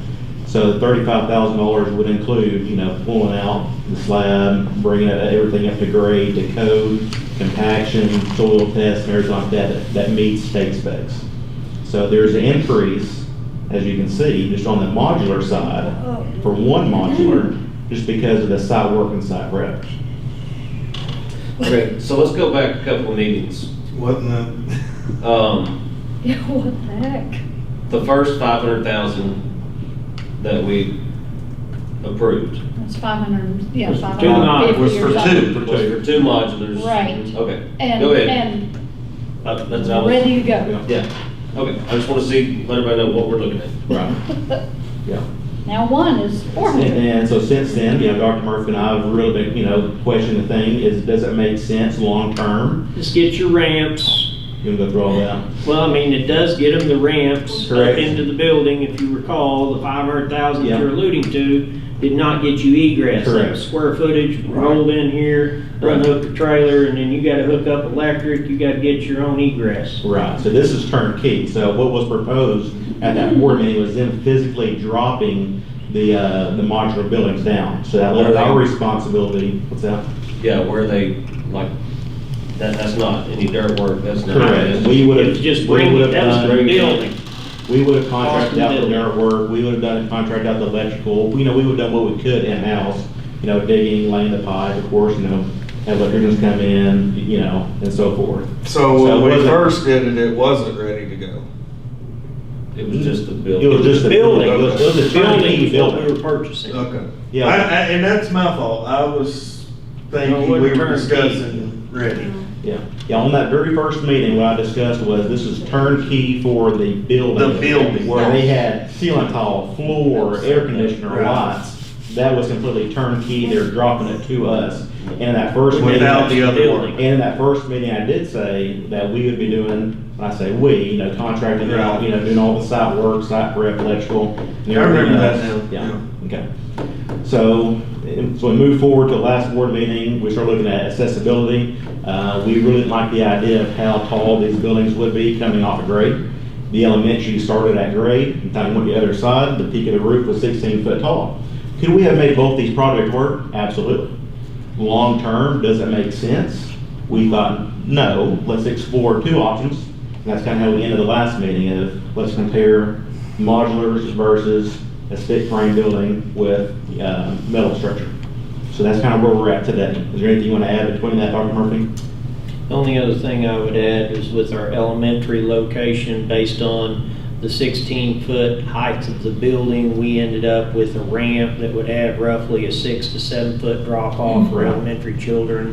We didn't feel comfortable with how that railing would be and egress on the lower end of that modular. Right. That'd be the only thing I would add based on what we found and how that began to spec out. Right. But it is accurate to say that it was 500 something for 2 Correct. at that time. Yes. Okay. From box modular, From who box in turn modular. wouldn't accept the ESSER funds. Right. Yeah. Yeah. And then, on the ESSER fund piece, I did have Phil Cox reach out. They can correct me if they're watching. I think Robbie said they'll be watching this, but I think they said they reached out to 7 other modular building companies, and they would not accept ESSER funds either. So that's why we're going to be running it through Phil Cox. Okay. Can Yeah. you use ESSER funds for a stick building? I think we gotta go back to the drawing board, it's my opinion. I mean, y'all speak up, but paying over $200 a square foot for a modular building, that's ridiculous. What about the elementary? We got a ballpark on that? No. Let me scroll back up, let's finish this page. Okay. So this is what we've been What's working with Hill and Cox since then, since our last board meeting. So this is a. Changes the elevation point on the high school building where you're stepping into it and not going in on a ramp. Correct, on grade. So, Josh is the only one that has really not put, an architectural design on this yet. Being a 1 month turnaround from our last board meeting to now is Too quick. quite frankly unheard of for a full architectural design. So he is working on that for us, what that could look like. So this is sitting where the high school pavilion used to be. Totally going to scroll down just a little bit, Mr. Campbell. So that total price is coming in roughly $30,000 more, $30,000 higher than a modular building. You really are at a point where you're going to have to mentally prepare for $300 a square foot minimum, which could exceed $325. You know, if space remains to be an issue and we can't afford to build out the space, then you have another option. As we've talked about learning loss, we could go back and look at academic programming, electives that could be cut at the secondary level, or we could increase the class size at the elementary level to offset the space concerns and pick some classrooms back up. So you really have two camps to entertain and embrace: how you would expand for additional space with current market share. When I've talked to any and all superintendents that did pass projects with facility funding, facilities is paying $270 to $260, and they're coming in with significant building projects at $310 to $325 a square. So that's the market. You know, honestly, I can't see, I mean, this is 2 classrooms. I don't see the justification for 2 classrooms. There's no plumbing. $500,000? No. No, for 2 classrooms? No, I feel like everybody's taking advantage just like everybody else in the world. I mean, Construction costs are gonna come back I know down. that they are, but they're not, I mean, 2 classrooms, I mean, come on, $500,000. Yeah, that's crazy. I mean, I'll rent my house out. You can have Yeah, multiple I'll- classrooms in your house. And just so y'all know, when we're doing this, we've done many projects for the last few years. I'm not saying this is what we go with turnkey and let's move on. I don't disagree with what you're saying. We do a lot of. Well, how long ago was it that we did 500 for 2? 2 months? No, it's been longer. no. Has it been longer? Yeah. It was roughly May.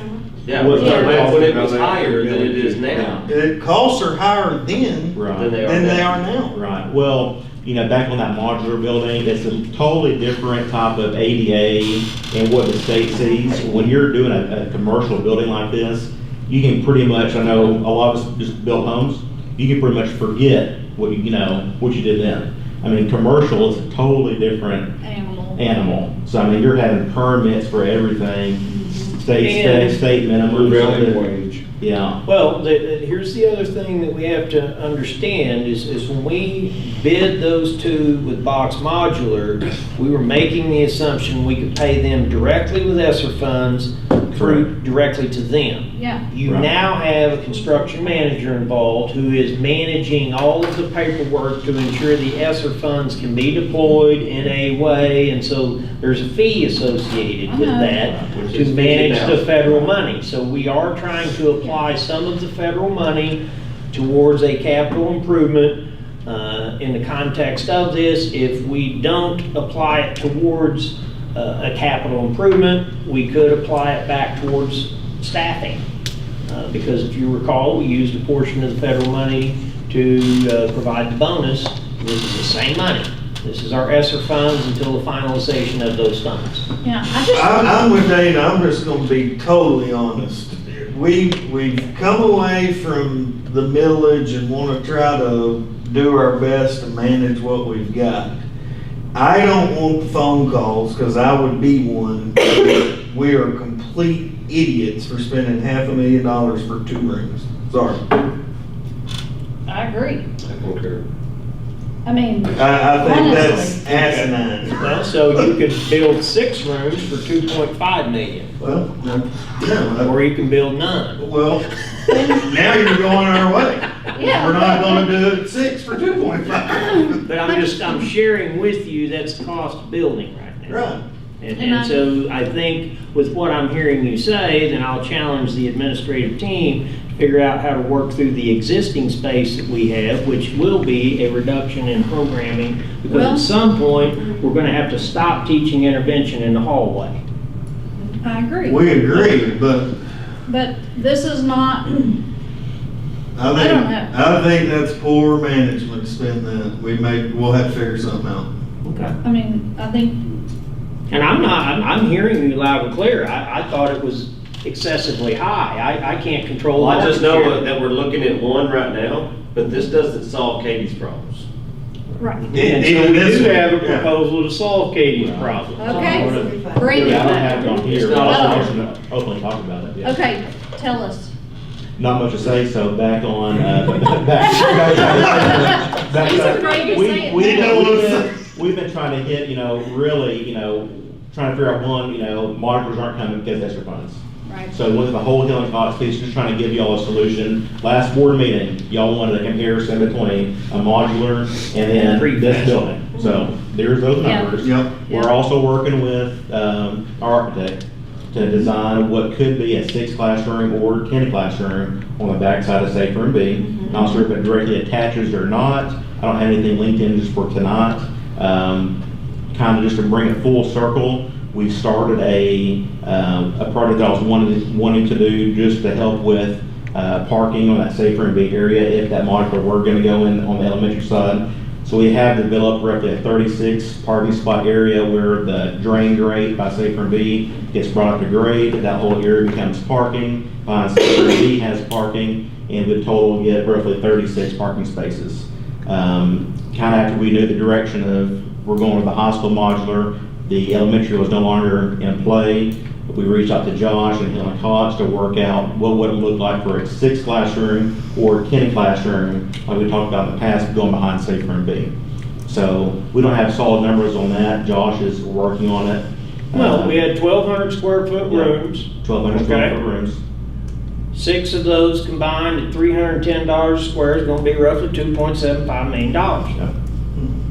Well, and maybe we're not ready to do that. I mean, seriously, I feel like construction costs are going to come, Well, that's the thing that gets me, is they came. They came since we voted Since we this, voted, they came down. They came down. Now, what happens after next month? I mean, they could go back up, I don't know. go to 400. I don't Yeah, I know, mean- but okay, there's just too many, I think there's too many unknowns at this point. We have a new governor coming in January. What is that gonna do, if anything, to the face of education? Are we gonna be increasing students? Are we gonna be losing students to homeschool or somewhere else? Right. What do we know if we go to a full year schedule that some people won't choose to homeschool? We have a lot of unknowns in front of us that I'm not sure it's the right time to be spending. And I know we need room. We do. I know we need room. Nobody's arguing. No. Yeah. And, But- yeah, I mean, we walked around the elementary and saw where, they've taken over the old office. And, Yes. I mean, I know we need room. May have to put And a I know, petition in and here. due respect, I know each of you know that. We do.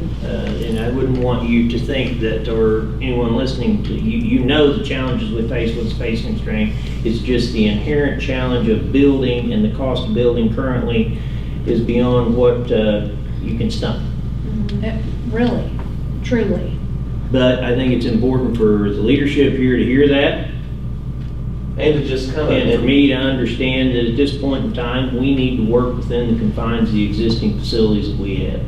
right, and I just think, instead of. It may be that we reduce the pre-K classroom going into next year and serve 40 kids instead of 60. Could be. I just think as we ask for money, we have to be prudent in how we manage it, and we're. Yeah. I just don't wanna just stick something, Yeah, okay, I let's, mean, I mean, that's not a great place for a It's high not. school. I mean, but we're just gonna throw it in there. I mean, if I mean, the I don't wanna cost have to- wasn't prohibitive, Yeah, I don't wanna have to spend that kind of money to just just throw throw something something somewhere. up. Literally know. throw it up. I don't disagree, but we are wrestling over a plan based on a failed millage. We had a plan. That plan did not work to fruition. The only access that you have out of that 10% threshold, you could garner on a second lien with a raised hand before you, and you mentioned that the cost of financing and the interest rate was unbearable as well. But you would have a vehicle to put together $3 million worth of projects to a vote of the board, not a vote of the public, if you chose to do so. Right. But what you're saying is a $3 million project now would barely get you 6 or. 6 classrooms. Mhm. Well, that It would doesn't give you- even it would sound get- It would enticing. get you 6 classrooms, yes, it would.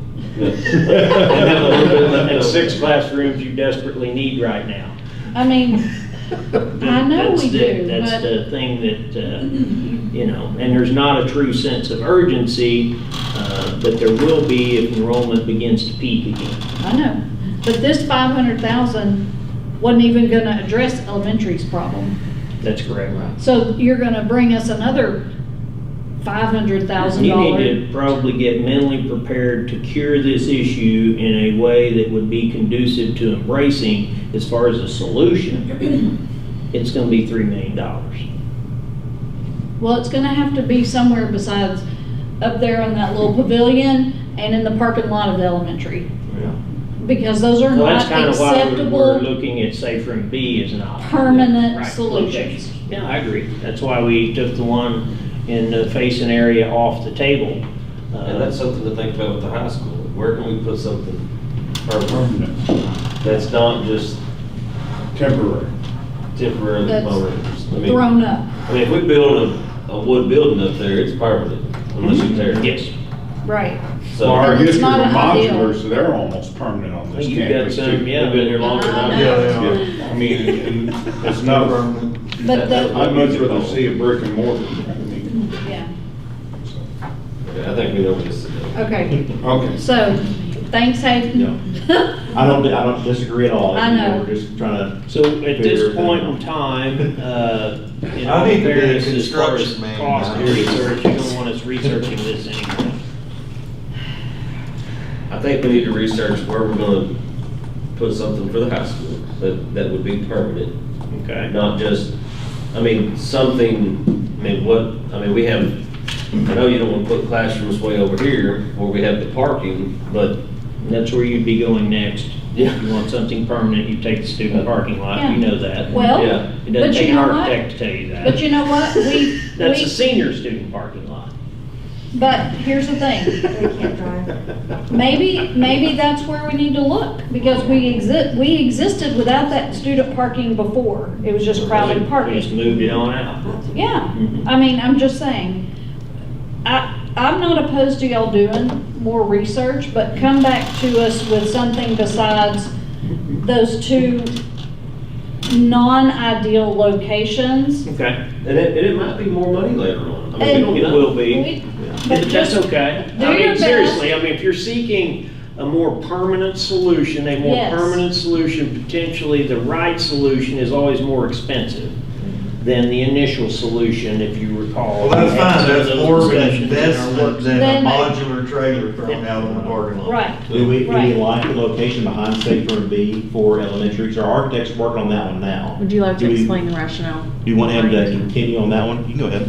Well, I mean, if we're thinking like an early learning preschool, I mean, you guys saw dismissal, preschool's at the front of our building. right. It's not typically, should not typically operate like K-12 school. It's not really typically included in an elementary at any other school except for here.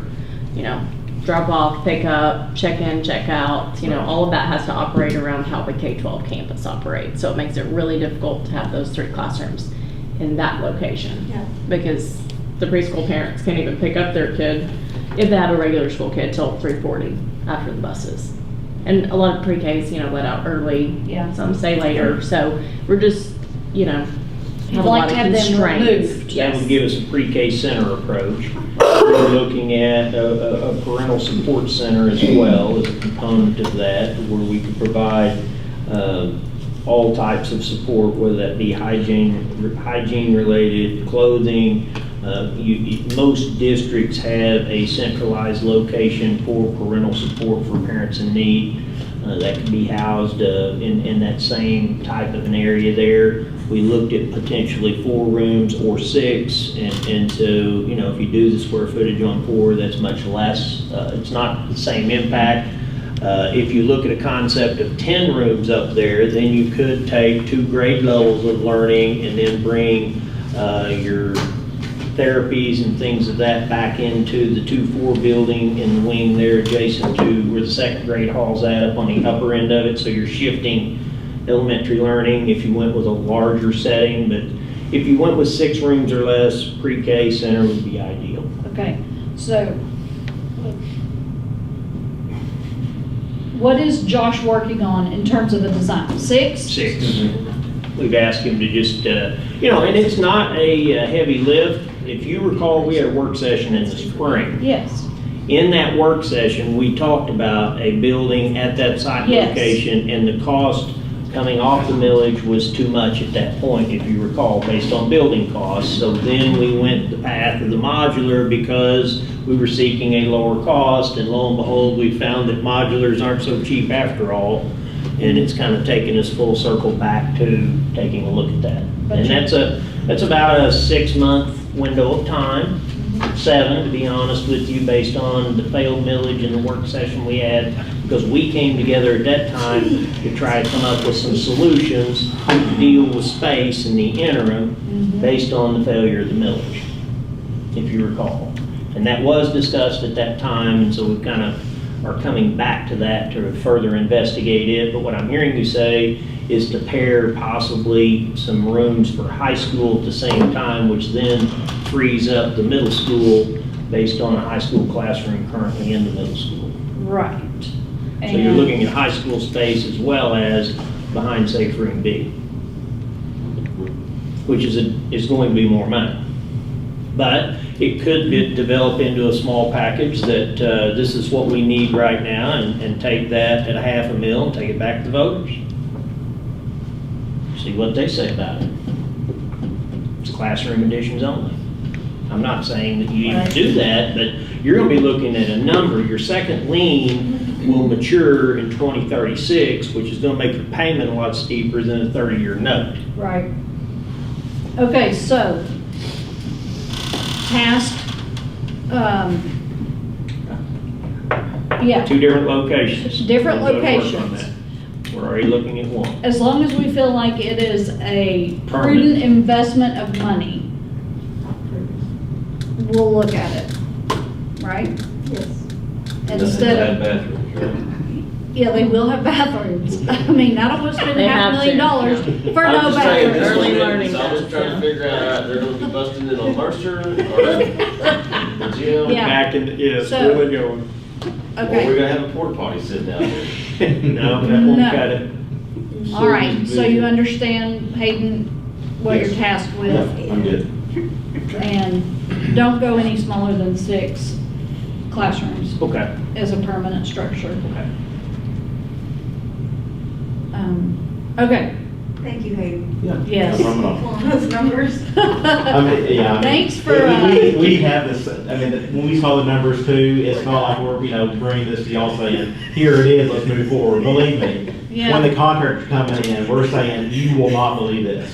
So, we understand. Yeah, On a positive side, security checklist, elementary did really good. yay, elementary. Middle school was really good. Yay, middle school. Very, very minor for high school. All it was is number 6.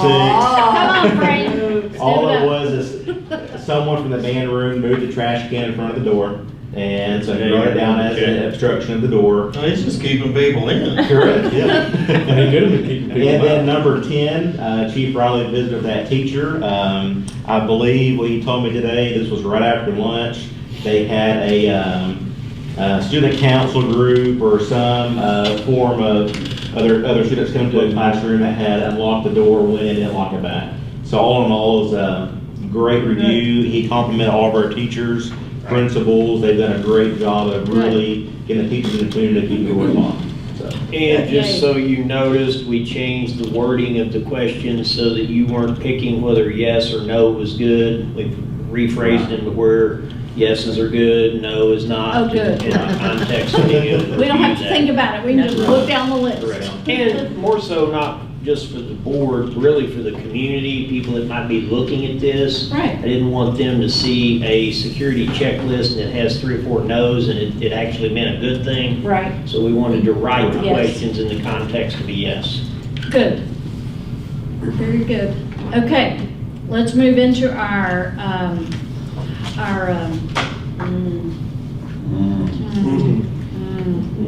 So, as we talk about I was gonna say, as we talk about the school report cards, can we just incorporate the building report in there too? Because we know we're gonna be asking questions on these things, but let's just go with it. Okay. So, we've all seen this. So if you click on the ESSA School Index link, if you go to your agenda, Mm-hmm. and then that takes you to a little more detailed report where you get, you see there the state average was 67.33 and our elementary average was 64.92. But if you go down a little lower where you see these circles, and what's significant in these circles is when you get to this circle G and you see that the value added growth score is 80.84. And what that tells you when you get down here into the key is that typically the score range is from 55 to 99 with values of 80 or above, indicating students on average are meeting or exceeding expected growth and achievement. So that's where our elementary is. Okay, so the elementary has a D because of a bookkeeping error on our part, which impacted the Q circle, making it 36.16. And that's significant that it's labeled Q because that's what our problem was. Our Qs and absentees were logged in as absences rather than quarantines. And our students who were in quarantine were not absent, they were doing their schoolwork, but by the time we realized that we had made an error on our part, at our level, my level, that we had made that error, there was no way we could get that error changed. We contacted everyone at the State Department that we could possibly contact, and we had certified that number in May. And so there was no way when this number came out in August, that first time we saw it, that we could get that number changed. So that D is not reflective of what our students are doing in that building. So when you look at that 80.84 and you say you want our students to achieve, our students are achieving. Okay, the D is disappointing, but that 80.84 is the number you need to be looking at. Oh, the Q looks significant enough, it could have been higher, had a significant impact, It didn't it? could have, it's 15% of the score, Yes. but it was enough because that 60.92, if you look at the rating scale, 64.92, you see that 64.98 is a C. Right. Okay, and this is all just cosmetics, because we haven't had a score, a letter grade in 2 years. Right. This score is based on students who were tested on a test that they may or may not have ever taken, because they may or may not have been a student last year. They may have been virtual and chose not to come and take that test. So I'm sorry that it's a D. I hate it that it's a D, but that 80.84 shows you what the people in that building were doing for kids last year. Yes. So be very clear on that. That If somebody 80.84 tells you the story. And also the weighted, the weighted achievement, Mhm. that's how many, that's how many are in the, Lowest rates. well, if you read down there, if it was a 0, that would mean all of your students are in the lowest in need of support. Right, And if it was 125, it would mean everybody was exceeding. right. So we have, 50%, a little more that are in, I guess, In the middle. in the, But again, it goes to the point, if you go to But that they're growing. value-added growth, those are students we moved. yes, those in are moving. performance. Yes, yes. Okay, that's the, I mean, if you're looking for a number, that's the number you need to be looking at. Yeah, So that. That's and I'm not being- unfortunate. I'm sorry, I'm not, yeah, no, it's unfortunate that that happened because this will be out there permanently, Correct. So, but next year, when it's like a B, people are gonna be like, whoa, what the heck? Let's send our kids to Fountain Lake Elementary. so, We know you're doing a great job, Katie. Has no reflection on you or your staff because you are doing a great job. you look at the middle school score, 68.81, state average was 66.88. That gives the middle school a C. You click on the Essex School Index Report there, prepares that little report for us. We go down here, and you see here that the Q score is higher, which is probably more reflective of what the elementary should have been as well. And On then the you look at attendance the side. growth Yeah. on the attendance, average attendance. You look at the growth there, 79.55, right there at the cusp of the 80%. Well, and It tells isn't you- there in that Q element, Mr. Campbell, there's, after you miss X number of days, it places you at risk. Yeah. And so it's the at-risk factor. And so when, That when rate- kids exceed, 12 to 15 absences, it throws them into a different category. Right, and because we had so many students in quarantine, Correct. particularly at the Classes, elementary, those classes. where we couldn't social distance and had to send those kids. So is this Q middle school was reported more accurately? Yes. It was done right? Yeah. Okay. It Right. was literally a check of a box. Yeah, I mean, he told me the other day, I'm making sure they were correct though in that, okay. So that's an accurate, Yeah. yeah. The unfortunate thing is the elementary's building was Yeah. where the attendance issue was inaccurate. Yeah. So the And then, value-added- before you go to the high school, I want to interrupt and just say, when you think about last year, commend the staff, Mr. Freeman, also, Mr. Coach Shelton.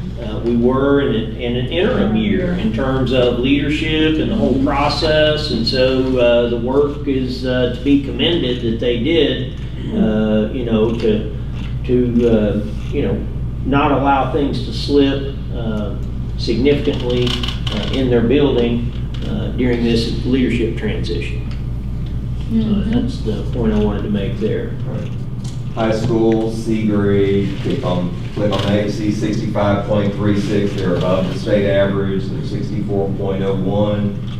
On the ESSA index score, you get down to the little They have more. circles there, they have indicators. more circles because they have the graduation rates factored in as part of theirs. Their school quality and student success score includes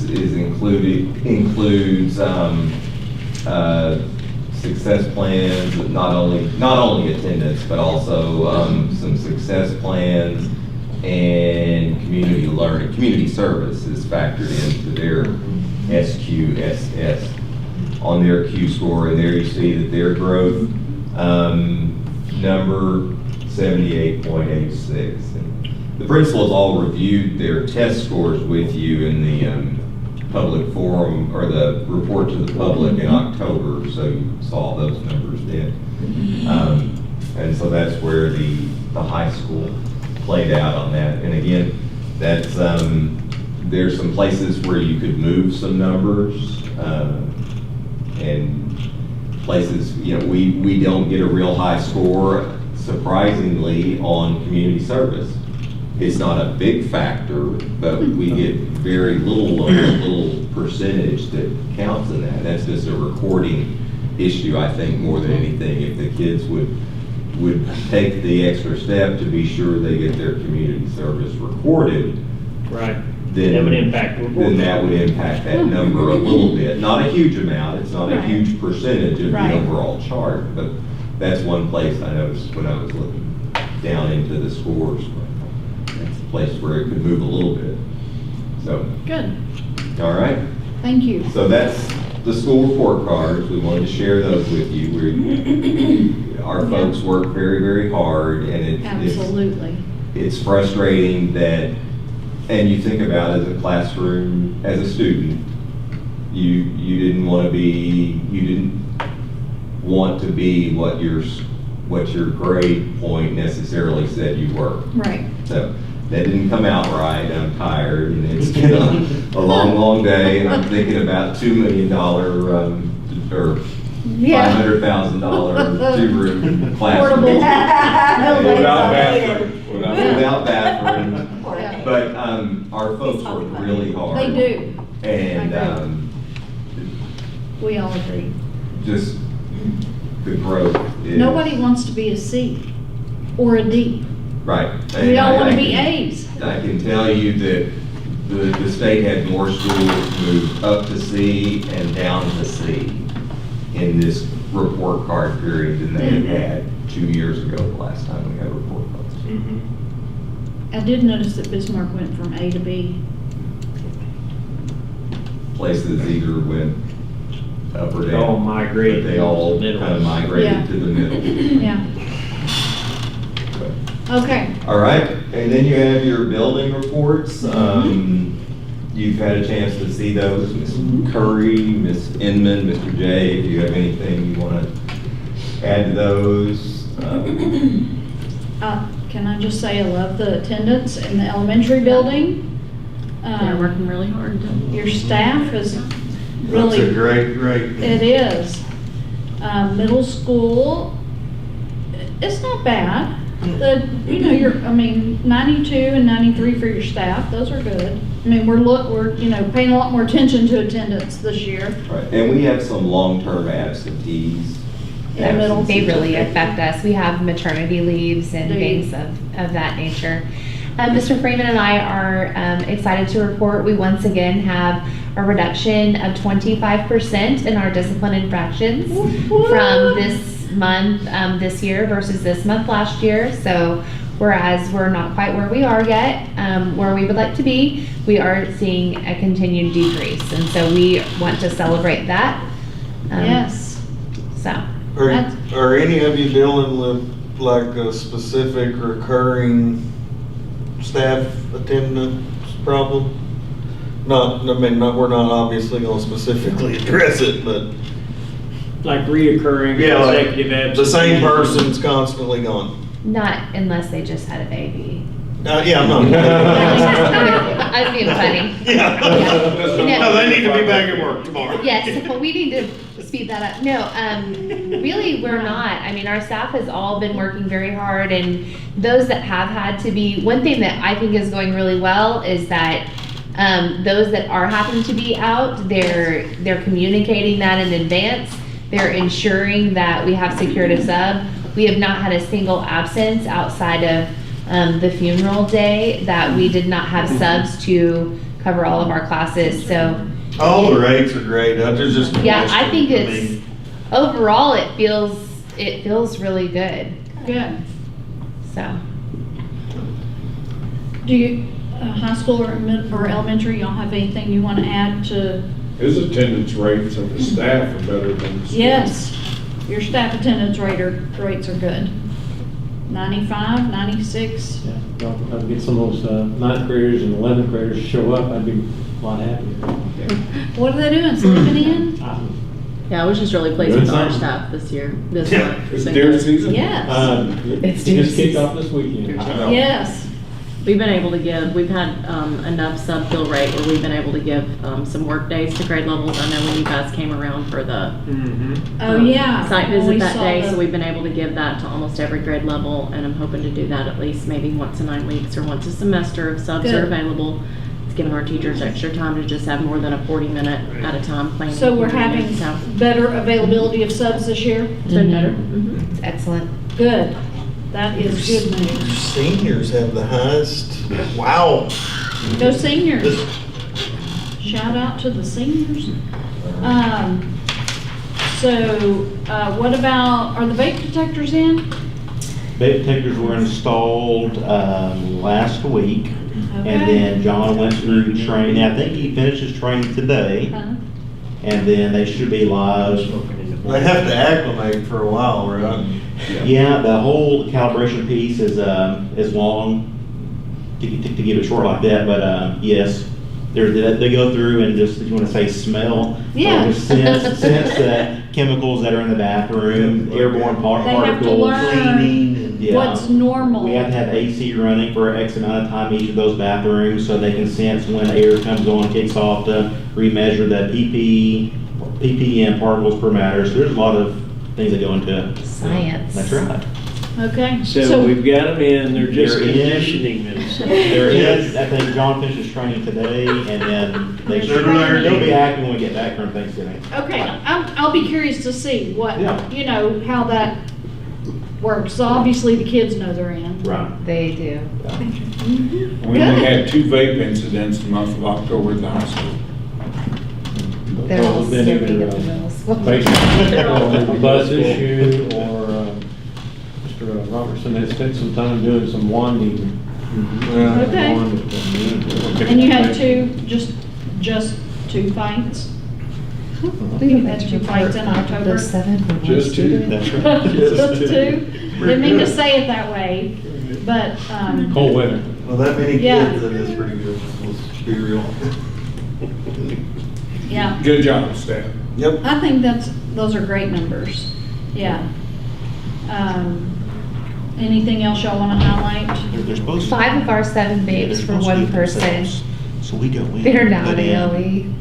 What chemicals we're using. 7 vapes And then from what one you do is person? once Five. The 7 incidences were 1 person? and you Yes, tell them they what need some time smoking frame you're cessation spraying, courses. like you're going Okay. to. Yes, they need some So you're- counseling. What? 5 issues. They'll Out of assess 7. the chemicals. It's- Are attributed to 1 person? What? They're gone, He's right? persistent. They're ALE. ALA. He or she's persistent. Didn't we talk about? And they have a checking problem. I mean, it's an Put them addiction. out. Yeah, if it was that It many. takes a while. to get them set up. What about the fights? The fights. Yeah, I mean, I noticed you had 7. So really, So really what Mine- happens is like the boys start with horseplay and it's fun, and then someone touched my butt, so I punch you in the face. Okay. So it's not like I'm mad at him and I'm having a physical altercation. Every fight we have begins with just general horseplay. Boys being Yeah. boys. Yes. And actually, it's actually 4 of those 7 are girls. Girls, yeah. I mean, I do think at some point, we've got to come up with a 0 tolerance policy on vapes. Well, we've talked about it for several months, but, I mean, I don't care if it's my kid, your kid. So the next step in terms of beyond ALE would be kind of the Connect Care. They stay at home, they get their education through a computer. By law, we will be required to educate in some fashion. It just may not be on the campus at all. I have been enrolling them in the smoking cessation course through the Ouachita Youth and Family Services. When they came out to do our Mega Lungs display, they gave us all the speeches about vaping and the harmful effects and the programs that they have. So our kids that are having a reoccurring problem, I'm enrolling them in that course, educating their parents. I mean, so we're really trying. We can kick them out, but at the end of the day, they have an addiction, and so if we can't address that, so we're trying to kind of help with that. And in the course of that, we even have a mother that, she gave up the habit because obviously that's where the child was getting it. So the work is long and hard, but we are seeing improvements in that nature. But, our biggest hope is that the detectors go off. I mean, that's really our... It's really about addiction. It is. In many instances with those middle schools, they're fully addicted to this. They It's just a matter of they're bringing it to use it. When they ask, I would be fine throughout the day if I could just have a break. I cannot give you a smoke break. I mean, they do not have that. That is Middle not, schoolers? Yes. yes. Well, because I've been counseling them, that's, so it's really sad, guys. I mean, it really is. And these are definitely things that most people that teach 10 to 13-year-olds are not prepared for. No, I would not be ready for a 6th grader to come up and go, hey, teach, I need a smoke break. Well, they don't say smoke break, but they said they need, because towards the end of the day, we're really struggling with some of them. What could we do to help you make it through the day? Well, I would really benefit from a break. Well, I know what that means, and they know what that means. Yeah. So, yeah. Okay. No smoke breaks, kids that are watching the live stream. No smoke breaks. Sorry. It is just really important. This is something we have drilled into our staff. So since we are talking to the Facebook world, it is really important when you look at our infractions to know that 97% of the students at Fountain Lake Middle School have never had a referral. So when you hear these things, we think this is our community at large. This is not. We're talking about less than 10% of our student population, and I think it's crucial that we discuss those numbers. Yes. Because I don't think we hear them enough. That's right. I agree with that. I agree 1,000%. So I'm going to keep It's a small, putting that in there. well, and it was very helpful for you to say that of 7 vape incidents, or 6 or whatever, 5 were from the same student. Because we look at it and go, 6 kids were found with vapes. Maybe we should highlight how many Yeah. positive referrals. So and those are some things we've been talking about in our staff meetings to try to help keep them motivated and encouraged as well. It's not the community at large. Good. And I know I stepped out and I missed something, but I did want to say something. On the bus referrals, I know one of them was significant, but so how do they manage that as a bus driver with all the kids on the bus? Because I know for a certain bus in particular, there's kids riding other kids up that are getting in trouble. What? Yeah, they have a bus kids. monitor. What do you mean? Oh, a kid What do is you a mean, bus kids? monitor? Yes. They have kids on the bus that are, you're talking your name and you get a strike. I mean, come on. Seriously? Yeah, I haven't heard of that one. Yeah, I you know haven't that. either. I can tell I you. mean, it's not a maybe, it's going.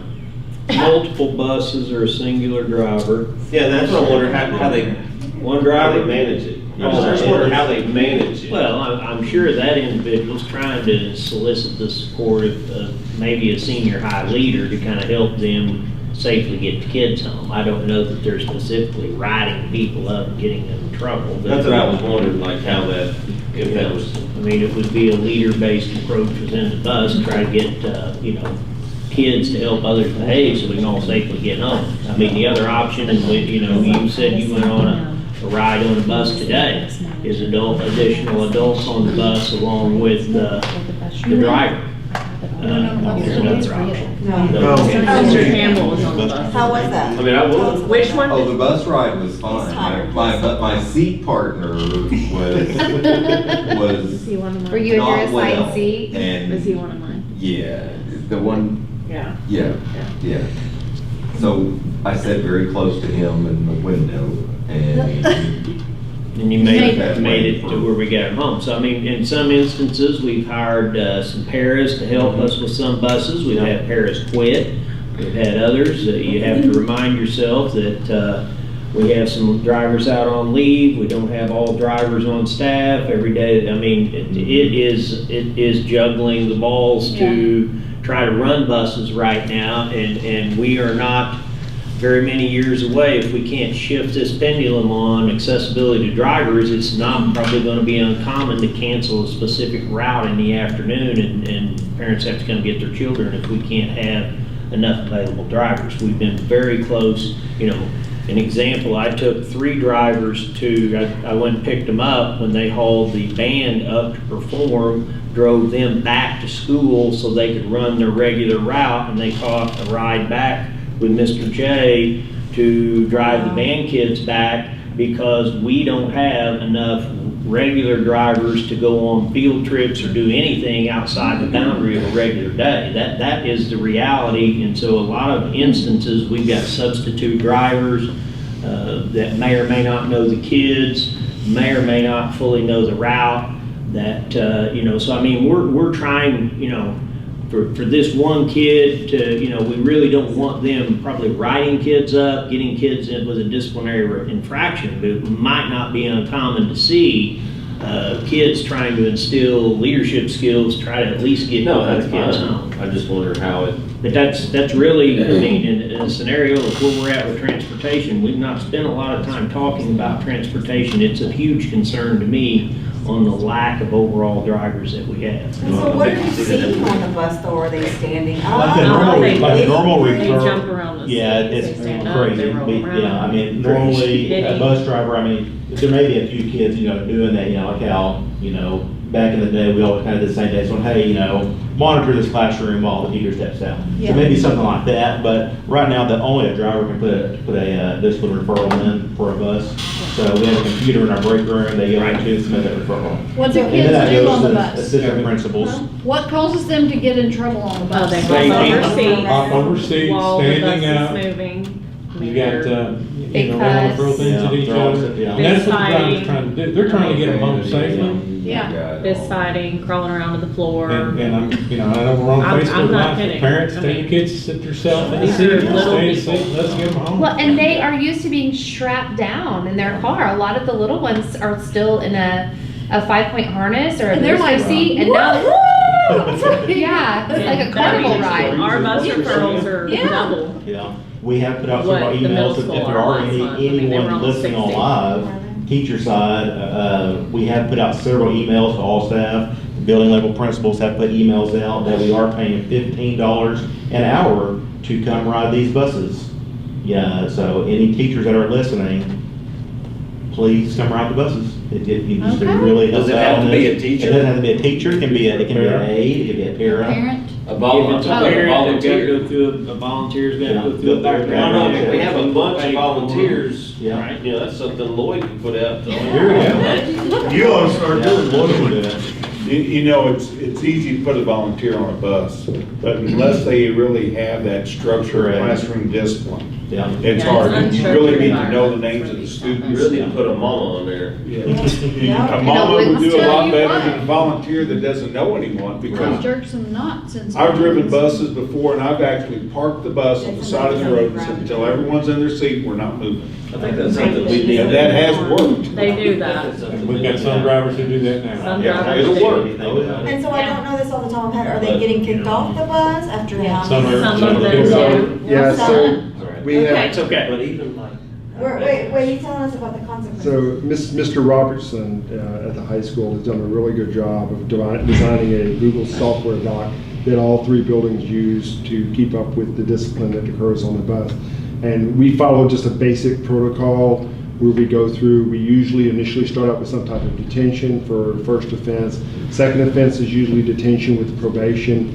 Third offense, we usually take them off for a period of time. It could be 3 to 5 days, depending on the offense. Fourth offense is usually 2 weeks. And then the 5th offense, they're removed for the semester. And that's, now obviously if it's a fight, we would skip the first 2 and jump straight to it. But that's usually the protocol that we follow. And that's pretty consistent between the 3 And are you buildings. talking to the parents or just sending a letter home and saying they're taking off the bus? We're Make sending a phone calls. letter home to the parents. If we remove a child from the bus, we also call that parent and contact them and let them know that. And I really always gonna make a comment, y'all talking about paras and stuff on the bus. I've gone through and looked at the data and shared it with Hayden as well as Joel, Bryant, and identified one particular route that was in serious need of some additional help. And working with Miss Inman as well as Hayden, we've identified a para that works during the day that is free that last 45 minutes. And so that person is now riding that bus in the afternoon. And right now, rides it in the morning. Right, currently, I'm riding that bus in the morning, but we're trying to get somebody lined up to ride that morning route. I wonder why you're And doing since, so and early since, in I will the say morning this, every and day. since I've been riding that in the morning, we've had 0 referrals on that bus in the morning. And in the afternoon, the days that I've been able to get somebody to ride in the afternoon, we've had 0 referrals on that bus. Good. And it's not a reflection on that driver. Pay the $50 That an driver hour. does a phenomenal job. That driver does a phenomenal job. She just has one of the tougher routes. Yeah. So are we paying him more money to ride the bus in the morning? No. No. But we should. Can we do that? I mean, that's Oh, the a tougher big routes. deal. That's a I lot. mean, Well, I mean, and one of the things that we've talked about, I mean, I've told Mr. Freeman, the problem is that, I mean, when he is doing that route, like, yes, it is helping out that route and it is helping that driver, but it also creates a backlog then when he gets back to the school, because Yeah. those are hours then that we're a man down. And so whenever he's totally willing to do that. But then I am the only one in the office at one of our very busiest times of the day when parents come to visit and things like that. So we have been seeking all avenues for some support because this is not a long-term solution for middle school to give up a principal to ride the bus. Right. You know. so I propose that on our next little quarterly deal, we all ride buses. All right. Okay, on our next walk around. I'll tell you one Dana thing. says, I've already been the secretary, now the bus. Freeman's gonna take the bus for you. Okay. I will tell you which one's gonna. Yeah. If y'all don't, I would, yeah. Yeah, no, we would all No, love it's to do very, that. it's very insightful, not only with the dynamics of the bus ride, but the length of the route, diversity that exists within I all don't the want different the types 2 of hour route. homes as well. That's the one that's causing problems. A what? And don't put us all on the same one. But No, anyway, 5 different routes. okay. That will be our next, All right, that's the next that's our site next visit. walk around, All yeah. right. Afternoon, Well, now, wait a minute. Yeah, Does she absolutely. intend to go with us?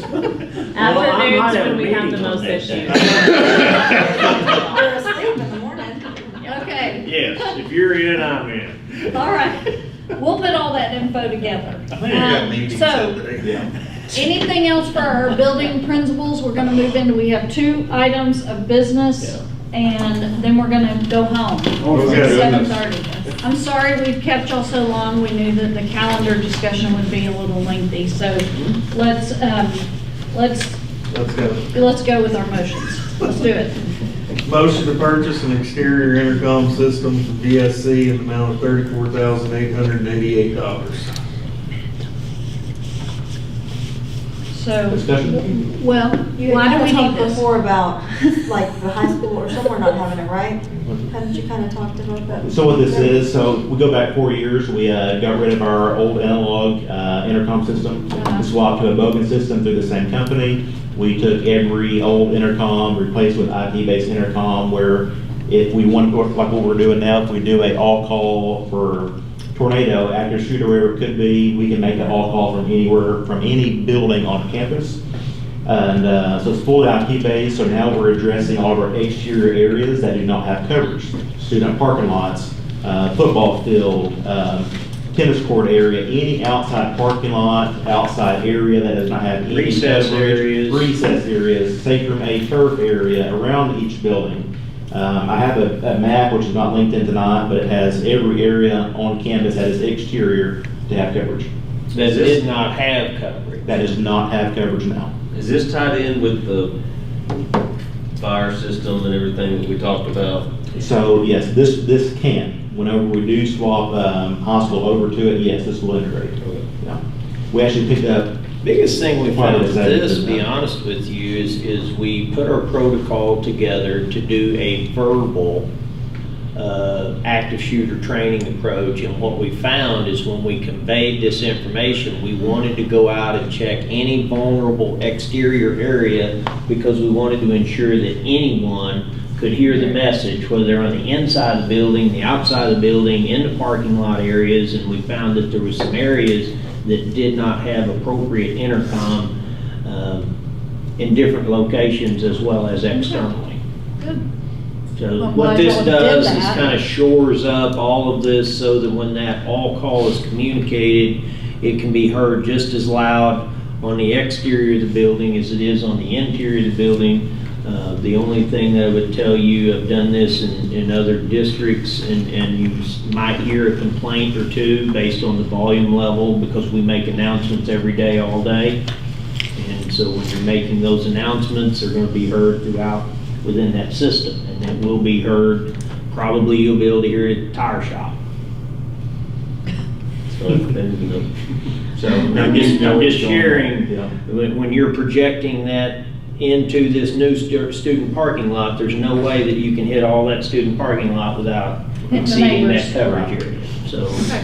just wanted you to be aware of that.